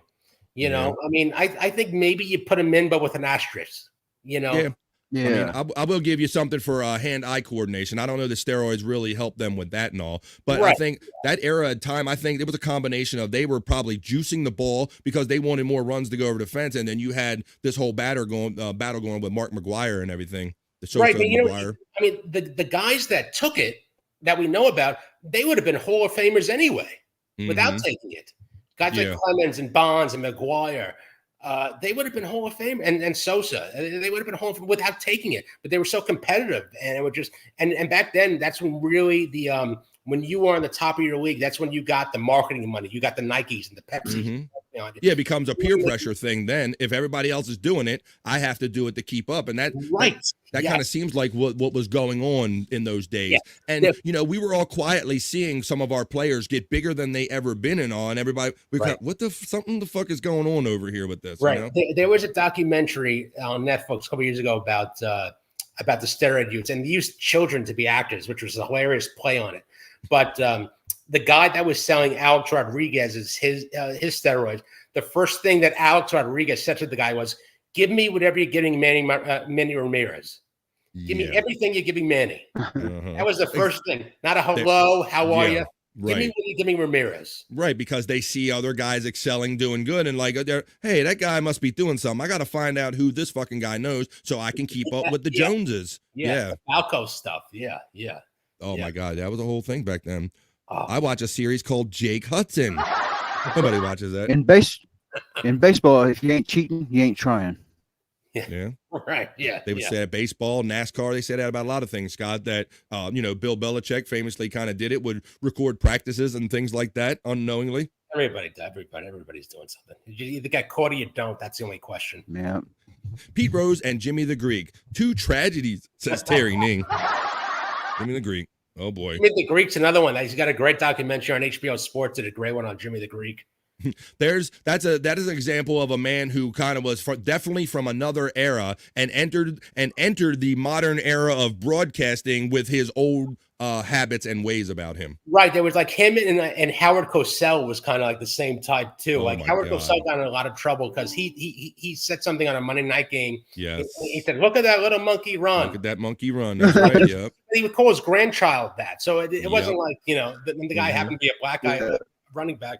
But he meant it so, harmlessly, but it wasn't taken that way. Another pop culture icon, and you can argue that his level of racism compared to what we know about his relationship with Muhammad Ali, which seemed very close and very genuine, right? Oh, yeah. I mean, he was the first guy to, when Muhammad Ali was called Cassius Clay, his brother, and he was the first guy publicly to say, if you want to be called Muhammad Ali, I will call you Muhammad Ali. And they had that special relationship together. And you mentioned the Dean Martin roast. I think there was a Cosell roast. Yeah. And Muhammad Ali was there. Yes, and he comes and drops it on Howard. Yes. And I think that was a national, also the introduction to the nation for Billy Crystal, because Billy Crystal got famous from his Muhammad Ali impressions. Oh my God, that was a great impression. Yeah, Pity the Fool. Yeah, all that. I was Mr. T, but yeah, he did it in blackface at times back in those days, bro. Oh shit, that I don't remember. Billy Crystal doing blackface. I think that he did do it blackface. I saw him do it once or twice. For like some of those special roasts. Because once again, it was kind of still those days. And like you said on the Dean Martin roast, they would make. They probably had him there for. They would make jokes at Sammy's expense too, like racial jokes. I mean that's kind of what he was there for. Right. Yeah. And he kind of knew that. You'd have guys like him be on Nipsey Russell. Oh my God. Flip Wilson. Foster Brooks. Foster fucking Brooks coming up. Hey, Frank. Hey, Frank. Yeah. Oh, my God. It makes Rich like Little. comedians and, like actors that like you'd have Toy Savalas there next to Milton Berle. Yeah. Like Jack Klugman next to, those roasts are they're just so goddamn good. They're so good. Mm-hmm. Yep. What's it? Rich Little, Fred Traveling, all those guys would be. Yeah. Rich Little. I'm the only story. Rich Little tried to bang my mom once. My dad. Holy shit. At Westbury Music Fair. Like he was drunk and coming out, and he saw my mom and tried to bang her. I don't know the details about that. I want to dig deeper into that and find out how so that. But that's the only thing I know about Rich Little. His Nixon impression and Center Square on Hollywood Squares, and I wanted to fuck my mother. And that's a punch on her. Yeah, and some great impression of Johnny that he did that would bust Johnny up. Oh, He'd yeah. go, He "Here's played wild Johnny stuff," Carson. and he'd come out and do the whole golf thing. And folks, yeah. Well, there's a great movie that HBO did called The Late Shift, which went behind the scenes about the late night wars in the early 90s. And Rich Little played Johnny Carson, only for like a scene or two on that. But that is a great movie. That's funny. Late Shift, great movie. Great movie. Now that's an interesting area because I told you I was a Letterman fan back in the days, and then after that, then the whole thing came up with Johnny's going to retire eventually, and somebody's going to have to take his spot. And kind of knowing a Letterman fan that you probably are, you kind of knew that it was almost kind of the unspoken promise that, hey, Dave, Carson brought David Letterman in, so when I retire, you're kind of going to fall into this spot kind of thing. You would think that, right? You would think that. But what Leno had that Letterman didn't was a good agent. Leno had a woman named Helen Kushnick, who was a real. I've heard that name. Who was a real fucking brawler, who fought for Leno. That if Leno didn't get to the Tonight Show, they owed him a certain amount of money, and also Leno didn't want to own the show. Letterman wanted to own his show. Mm-hmm. And if Letterman didn't get to the Tonight Show, they owed him like $2 million, which was nothing. Mm-hmm. So it was easy for NBC executives to get Leno. And Leno had that Midwest kind of younger audience, and the ratings were always up when Leno co-hosted. Mm-hmm. So it wasn't, and Letterman never co-hosted the Tonight Show when Johnny was on absent. So they never knew what the ratings would be like with Letterman. Mm-hmm. So Helen Kushnick just beautifully almost pushed Johnny out. She put an article in the New York Post. So Johnny's almost done. And they put Leno's picture right next to him. And that caused this big stir in NBC. Mm-hmm. And it came to a point where NBC had to make a move, and they had to offer Leno the Tonight Shows. They worried Leno was going to go to CBS. They thought Dave was locked up at 12:30. He wasn't. He wanted the Tonight Show. But Letterman had no lawyer. No lawyer, no lawyer, no agent until after it happened. Then he got Mike Ovitz, and Ovitz got involved, and they got in the CBS deal. Just watch that movie, The Late Shift. It's an HBO movie. It's brilliant. It goes behind the scenes of all of this. Yeah, and Letterman was smart in that he did mimic Carson's style, because I think Carson was one of the first people that owned like the half-hour time slot after his show, and he like put the Tonight Show in there. He decided what came after his show, and I think that was kind of a unique deal to have in those days. It was, and that's what Letterman kind of wanted. But Letterman never fought for the Tonight Show. He always thought, "I'm the heir apparent." That's what it seemed like. I mean, that's what a lot of us believe. But yeah, like you said, I think maybe years get away from you to where that promise that was maybe held with Johnny and the executives at the time maybe didn't hold any weight when it came time for it to be Letterman's turn. That automatic kind of, hey, we all understand you're going to get this job kind of thing. So you saying Helen kind of pushed David Letterman out of the way. That led him going to a CBS. Of course, I followed him over there. And, Yeah, and Johnny wanted Letterman to take over his show. Sure, he did. And besides Freddie DeCorva, who was Johnny's old-time producer, and another guy, Peter Lassalle, who was his longtime producer, who worked with Letterman, moved heaven and earth to try to get Letterman the Tonight Show, but ultimately went with Letterman back to CBS with Robert Morton and Peter Lassalle. They both went, when the NBC deal went through. And that was an interesting evolution that, he flipped the network, which was kind of what happening a lot with a major show. And he also brought Tom Schneider back from kind of the ashes and gave him the show afterwards, kind of put that all back together. Yeah, it was Letterman and then Tom Schneider for a while. And then after Schneider, he brought in Craig Kilborn. Oh, my God, Kilborn for a while. He was there for a minute. Yeah. Letterman owned both of those shows. Worldwide Pants, his production company, owned both of those shows. That's why nobody in TV made more money. Not even Oprah. Nobody made more money in TV.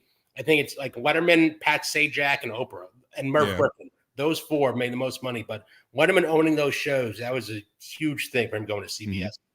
And I understand part of his motivation for bringing Schneider back was that he felt guilty that he felt that he bumped Schneider out of doing the Tonight Show after Carson, because that was kind of in the mix too. I think when they started Late Show with David Letterman, I think Schneider got bumped out of the way, and I think Dave always felt bad about that and kind of brought him to CBS with him as kind of an appeal, make it up to him kind of a thing.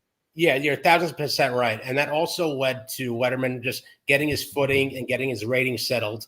And there was no threat of Tom Schneider taking over his show or anything. You talk about a quirky interview guy. You sit up, you get bleary-eyed and watch Letterman, and you stay up for tonight with Tom Schneider, and he's there chain smoking with somebody and talking aggressively and all of this nervous energy at such a late hour of the morning. He was a sight to see in those days too. He was one of those guys like him and Dick Cavett. Yeah, Dick Cavett, one of those guys too. It was like a hang. And you just like smoke, and there'd be a table, and they like Norman Mailer would like lunge at Gore Vidal, or we had like those old shows. And Mike Douglas was another one of those shows. Same. So, I was force fed Mike Douglas through my mother. She would watch the afternoon soaps, and then Mike Douglas would kind of be in the mix, and I'd be forced to kind of watch Mike Douglas back in the day. You know who was the producer of the Mike Douglas show was Roger Ailes. I did not know that.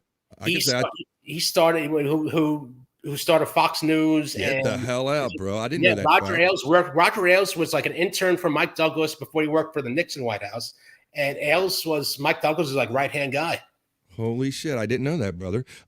Terry Nee says 80s Letterman was the best, and I agree. Superhuman tricks, when he did the Velcro suit, or the sour cream and onion chips, where he put all the bags of chips on him and they put all the sour cream in them. I could go on and on about Letterman, There should be a show. There should be a channel on one of these platforms where just old Letterman shows, like back to back. Yeah, I'd watch like nothing but that. I was excited many years ago that after all that stuff was kind of settling, E Entertainment Television they bought that catalog from NBC for a while, and they showed those shows like every night, late at night, like when Howard Stern was kind of done with the E Network. I think they started putting all the Lettermans in there. Yeah, there was something. I was on a platform called like Freeform or something like that. That might be too. Yeah, it was something like that. I do remember like one of those platforms having that shows on all the time. But it's just so great to see. You see like a young Paul Schaefer with like the hair on the back on the side of his head, and he's doing it. Just how it's produced and it's going back to look at it. It's looking back in like television history, and you have like a framework now to like compare it to something. It's the comparison. It's hilarious to see. What about you, Scott? Were you a big like a late night TV head in those days, a Letterman guy or anything? Yeah, my parents. I was lucky enough to have my own TV in my bedroom at a pretty young age, but it's just a little black and white one, the dial. But David Letterman is something they'd want me to go to bed, for school, but I'd always sneak a little David Letterman in. And Scott knows, I can tell you're a fan, because at the end of every show, what did they say? They said, "Sit, Ubu, sit." Good dog, right? You're right. Good pool there, Scott. That's a good pool there.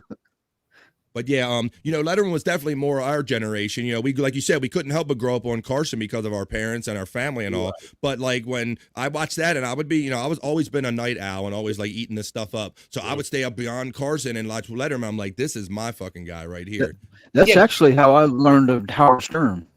Was watching. Good point. When he would go on Dave's show at 12:30. Howard looked completely different. He had the mustache, the afro, the glasses. Yeah. He didn't transform into like rock and roll Howard Stern. Yep. At that point, he was still like and he's still a nerd. I mean, Howard Stern's a fucking nerd. He's just a nerd with a mask on now. Yeah. Right. Yeah. But he's still a nerd. Yeah. He tried to do this rock and roll self-reimaging thing when he got to New York radio and he was going up against Don Imus. Mm-hmm. But he was always the guy with the glasses and the flannel shirt and the afro. He was always a fucking nerd. He still is a fucking nerd as far as I'm concerned. Yeah. But he knew to surround himself with, you got the Blackwood and Robin, you got Fred, who was just a genius behind the board, and Jackie giving him the jokes. He knew how to surround himself. And I think this difference between Howard and Anthony. Anthony can do a 4-hour show just ripping himself, and he'd be funny. Howard can't do that. So pound for pound, I think Anthony Cumia is the greatest broadcaster on that level, comedic broadcaster, better than Stern, pound for pound. Well, that's cool. That's cool. You have an opinion. Oh. And I do hear him say, eventually going back to the book real quick, there was a part in there about Dave Landau when he ended up being Cumia's co-host, and how he said he really didn't need a co-host at the time, but those guys kind of hit it off, real good back in that day. Yeah, it was one of those things where Anthony just clicked with them. Anthony knows who he can work with best and who he can't, and Anthony just clicked with them.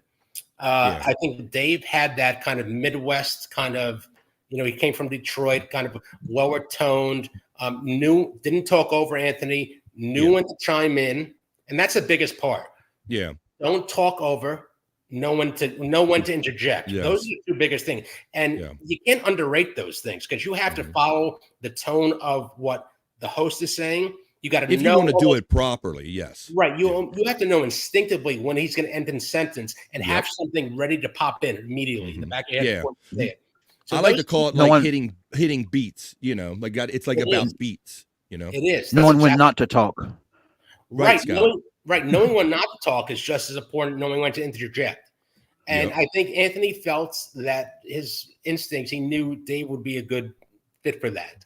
And Dave was a nice guy. I went on the show a couple of times when Dave was there, and I met Dave. Good guy. I think the way that he left the show, he regrets. He could have handled that better. Yeah. Anthony says that. Dave admits that. But they're still friends. They're in good terms.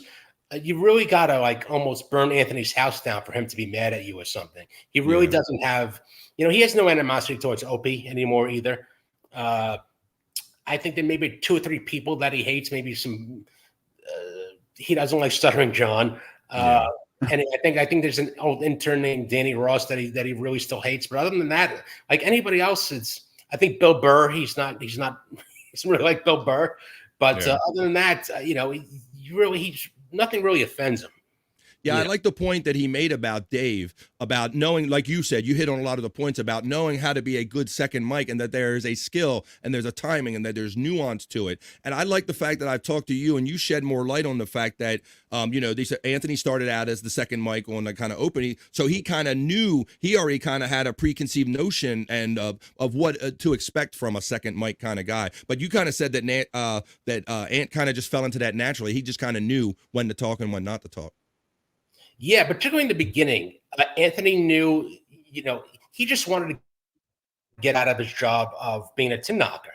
And he'd do anything to get on the radio. And, be spinning plates, doing the impressions, doing voices, do stuff, anything. He just wanted to get this radio job. And when Opie was serious about doing a gig with them, that was really all he focused on.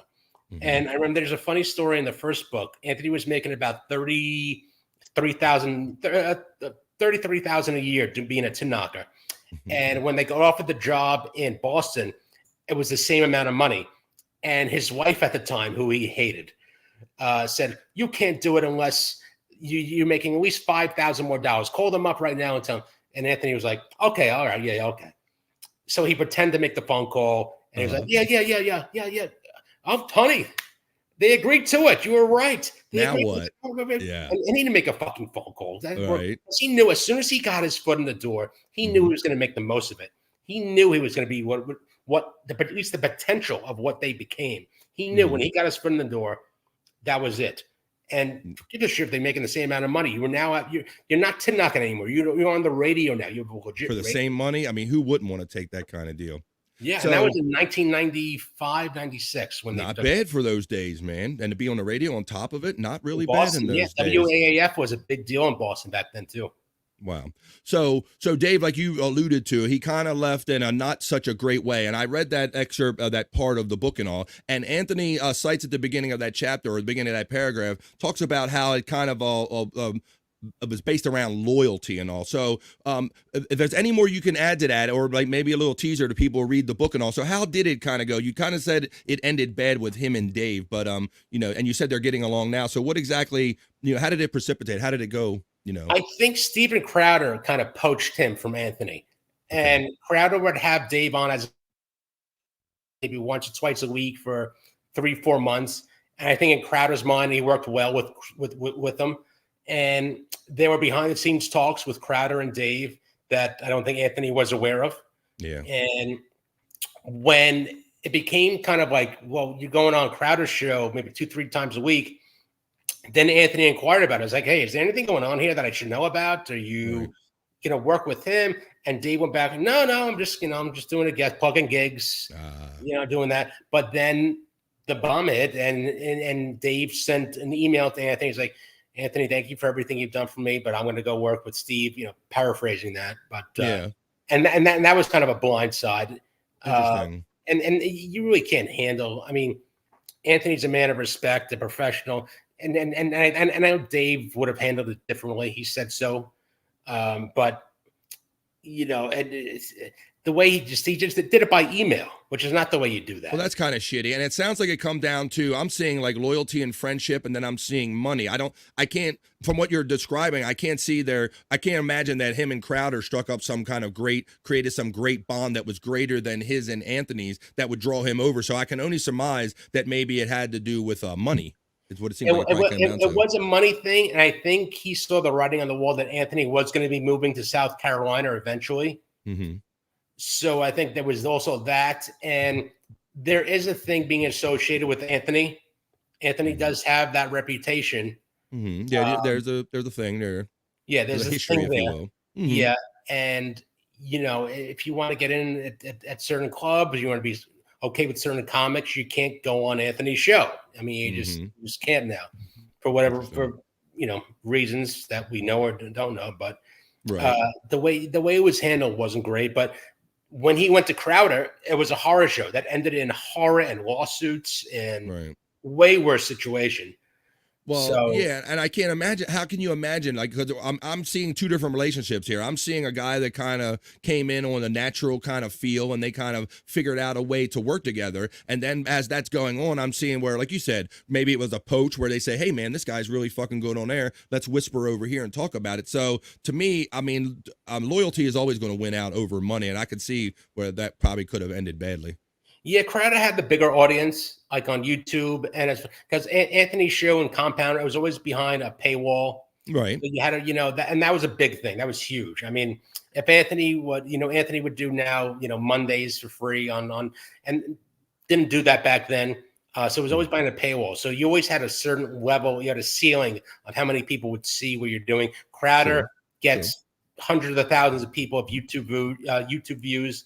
Right. So there was that, and they were paying him a little bit more money, and it was kind of in it's in Dallas, so it's closer to all the gigs he wanted to do. So it made sense for him financially and professionally to do it. The way he just handled it wasn't fucking great. Yeah.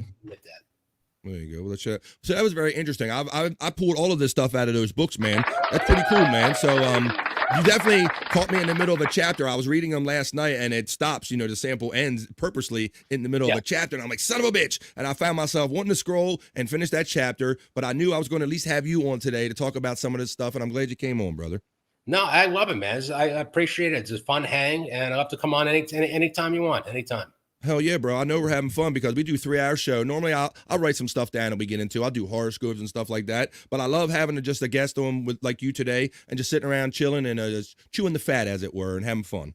Dude, I can talk about anything. I can go on. I can talk about The Godfather for days, Sinatra for days, old show business for days. That's cool. Anything.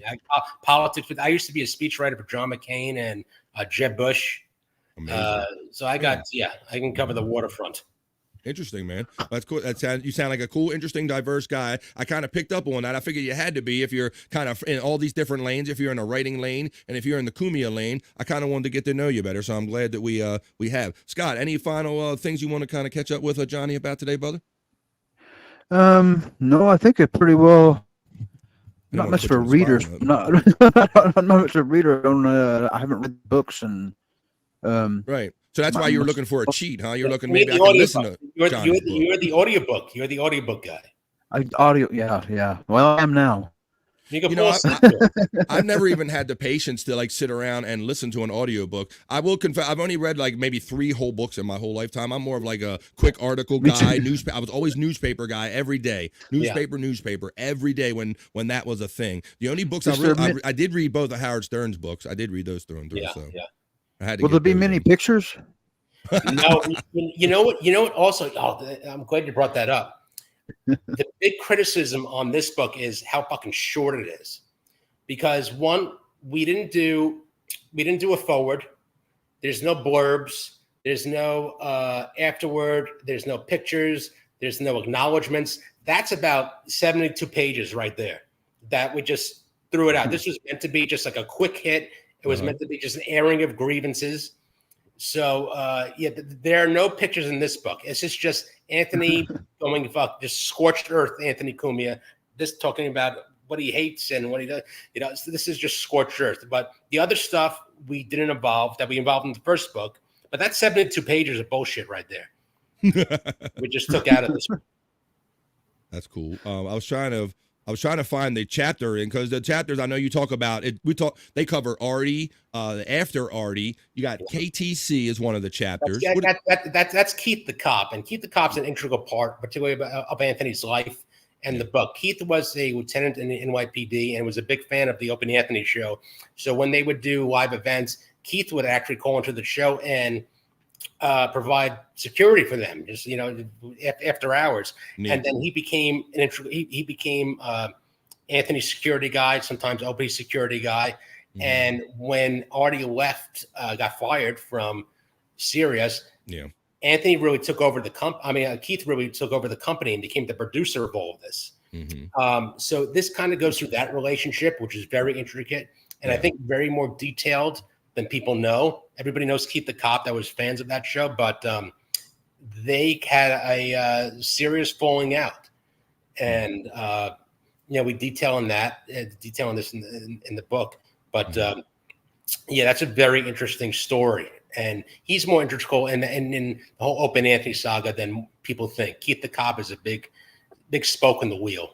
Yeah, it's a name that I always heard associated with the show. I really didn't realize till recently how much he was actually like kind of Ant's right-hand man and kind of like the negotiating thing for Artie and things like that. Oh, everything. He was like the Freddy Decora for Johnny Cars. I mean, his wife was Anthony's assistant. Like when Anthony's on Anthony really relied on everybody else to do things for him. When he'd be on the air, and Keith the Cop's wife would go shopping for him and put stuff keep his refrigerator loaded. Get the cleaning people over, the electricians over, then she's over at the house, and she was his assistant, and Keith was his right hand best friend and security guy for years, and he's that's I think if there's anything old O&A people underestimate or don't know about it, is that the intricacy of what Keith the Cop was to Anthony and that show. Yeah, I think it's really kind of interesting, and it's kind of similar to like kind of what Bob and Shuli do in that how they pull in these loyal guys. You've been describing like nothing but kind of fans and people that showed a certain level of loyalty to Ant. And if you kind of get in like yourself, if you get in that inner circle, these guys will bring you along with them, and that's what I really like about these guys. That if you're loyal and you kind of play it right, if you're just a normal dude, these guys are willing to work with you and take you along with them. You said it right there, bro. Just be a normal dude. You're not just you like to drink socially and hang out and just be a normal fucking dude. You go a long way, you show up on time. If you're working to be professional, but you form friendships and you're just regular fucking dudes. You want to drink and watch sports and womanize and smoke and just be regular fucking dudes. Things we all relate on. Yeah, another one, the Misfits of Compound. You don't have to really necessarily comment on every one of them, but I'm just going through them there for interest of people that might be interested in the book. You got the Misfits of Compound, Opie, What Are You Doing? That could be we could have a whole other show about that. The Stuttering Buffoon, we all know who that's about. That was Bill the one Burr with the 11 red flags from the lawyers. Yeah, that's the one you described. Like maybe you want to change some of these verbiage in here. You got Bill Burr and Other Bitches. I think that's kind of funny, Bill Burr, because I only really got to know Bill Burr through his quick rise through the Dave Chappelle show, and then all of a sudden he was like one of the biggest comedians out there. All of a sudden, Yeah, that was another guy that the O&A show really made him. Made him. I think that was the one guy in particular that wouldn't have been what he is now without the O&A show. You look at other guys, I think Patrice O'Neal. Rest in peace, yeah, but he was always funny with Anthony, and but Patrice was always his worst enemy. Yeah. But as far as other guys, like Voss was on that show regularly, Bobby Kelly, but Bill Burr profited from that show more than anybody else. He knew how to work it, and he knew how to the fans had to play with the fans. They were O&A used to do these comedy tours or the virus tours. And then one time they were in Philadelphia, and we do this in the first book, the story. Bill Burr has a legendary set in Philadelphia in front of this Philadelphia crowd that were booing him from the beginning. Yeah. And he goes, fuck you people. I'm doing my full 15 minutes. You ain't booing me off the stage. And then he goes in a rant on how on every detail of Philadelphia sucks. From every sports team to the movie Rocky to the cheesesteaks, how they suck. And he wins the crowd fucking over again. Did he? And it's one of the great, and I think this is on YouTube. I think it is on YouTube. All right. It That's is cool. it's legendary. I think we actually have a picture of that in Permanently Suspended. Yeah, because Philly is a unique kind of city, and they can have some unique crowds. They're a hardy bunch up there. So if you can make it past a Philly crowd doing stand-up, that probably will get you a long way. We got a Hoya from the Reverend Wild Bill. Mason from Portland checked in and says, hey, BF, and Playboy Johnny Russo. Playboy Johnny Russo. Yeah, stuttering moron called me a ghostwriter, and he thought I was this other super chatter named Playboy Johnny Russo. So he goes, Anthony Cumia Pocky has got this ghostwriter, Playboy Johnny Russo. It's funny. Cyke sent it to me. He had the clip. It's fucking hilarious. So yeah, it would be funny if you ever do legit get on his radar because, he'll say some funny shit that you could have a lot of fun with. I think I could get to John because I'm a one guy like he is. And I know exactly what he is and what type of person he is. But I've said it publicly, even on this show, that, it'd be a goof for me to get him on. I can't win him over. Yeah, well, I don't think. He won't let up from who he is long enough. Like, I don't know if you know this, but you were on Replayables. We used to do Replayables on the Shuli Network, and we actually had Stuttering John on our fucking show, bro. Oh, is that right? Yes. That must have been. Geez, how many years ago was that? Probably maybe a little strong. Maybe Scott a year ago or so. Maybe. Oh, is that it? Yeah. Really? Yeah. Yeah, ever since long all after this, he came back. Oh, okay. I think I remember that. So we were associated with the Shuli Network and drinking, right? The two things went together. Right. And so Shuli was like, hey, John, come on, bro. Come on their show. It's custom made for you. You like to drink. They like to drink. Just sit around. We won't do nothing to you, nothing, right? So luckily, we figured it out, and we figured out how to push some money in his way, only because we wanted like the kind of heat for our new show at the time, right? Because I'm not a big fan. I don't agree with paying John or anything, but that was kind of what was going on at the time. So we threw a little money his way. We had him on the show.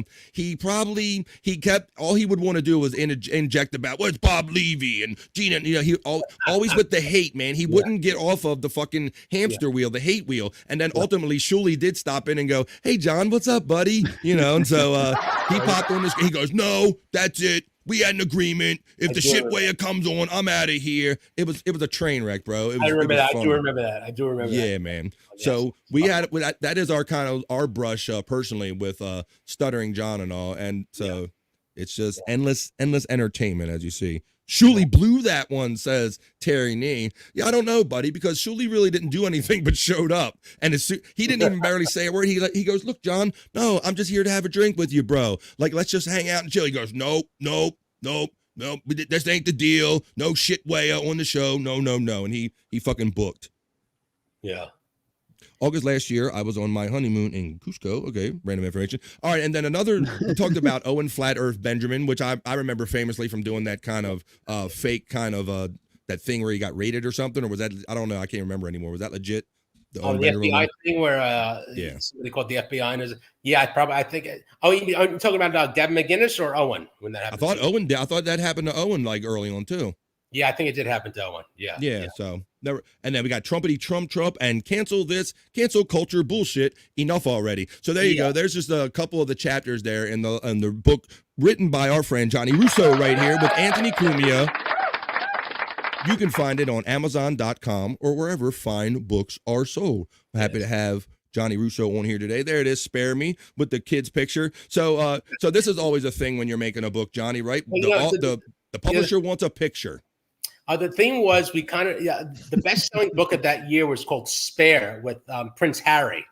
Okay. I see what you're going for. It was just his face and the word spare under it. So we kind of wanted to do a spoof on that. But God, when you're dealing with the publisher and you want to get like a photograph, like, all right, send us ideas and photos we want to do. And they kept sending back to me like, no, the resolution is good enough. I was like, I have no fucking idea how to resolute this. Fix it. What the fuck you telling me for? Yeah. That's what they paid the graphic designer to fucking do. Yeah, definitely, dude. And they fucking fixed it, and it's Spare Me. And yeah, it was from like, I think when it was like 7, 8 years old or something like that. But well, that's pretty clever. And I know part of probably that game or the angle you can get with doing the Spare Me is you type in spare for the other book, and Anthony's book will come right along with it in a search, right? Yeah, you know, it was funny too when Anthony was going through his quadruple bypass. Mm-hmm. This is when the publishing house they needed pictures to do the cover. Oh boy! And one of them was like, and one of the publishing people at the house was like, "Can't you just get Anthony to do a picture of him and his hounds and look at all the?" And I'm like, and I'd have to be the go-between between Anthony and yes. So and Anthony's like, what the fuck are they thinking? I have tubes in my nose, for fuck's sake. I have hoses. Jesus. Oh, myself freezing. Like carotid artery. They want me to take a fucking selfie now. So it's like having to be the go-between was not fun. Was not fucking fun. I imagine. Well, yeah, it's insane. I guess that's taking the bad with the good. I guess you call that one, right, Johnny? Yeah. You got to just. I would preface it like, listen, this is what they're telling me to do. I would never present it to Anthony like it was my thought. Don't shoot the messenger. That would be my first couple words, right? This ain't coming from me. That's my automated response on every text message I get from. But that's cool. I'm glad to see that he. I've had some family members that had to have open heart surgery, and it's hell to go through, from what I can tell through them. But I when seeing them on the other side of it, when they're a little healthier and they have their better breath about them and all, and hearing a little better, hopefully that bodes well for him, and he has many more years out of that. Yeah, I think he's healthier than ever now. He's got a new engine, for God's sakes. Yeah. You know, he's clear, but his father died young of a heart attack. He had a stint put in when he was 40 years old. Yeah.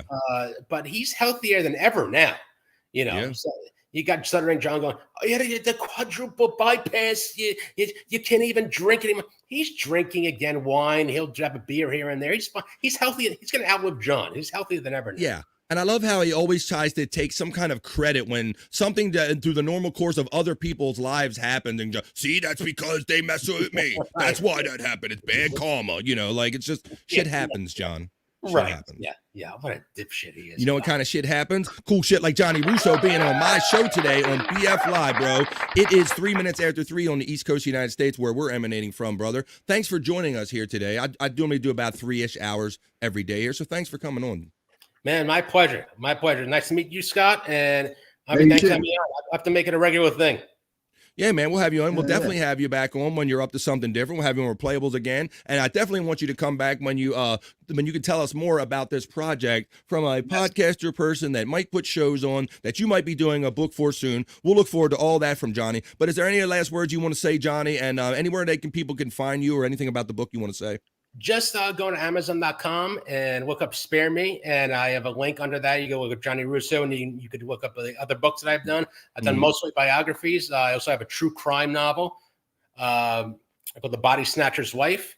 But yeah, just look me up, get some books, and I'm looking forward to coming back on these shows and talking with you guys further. Thanks for having me on, Bobby.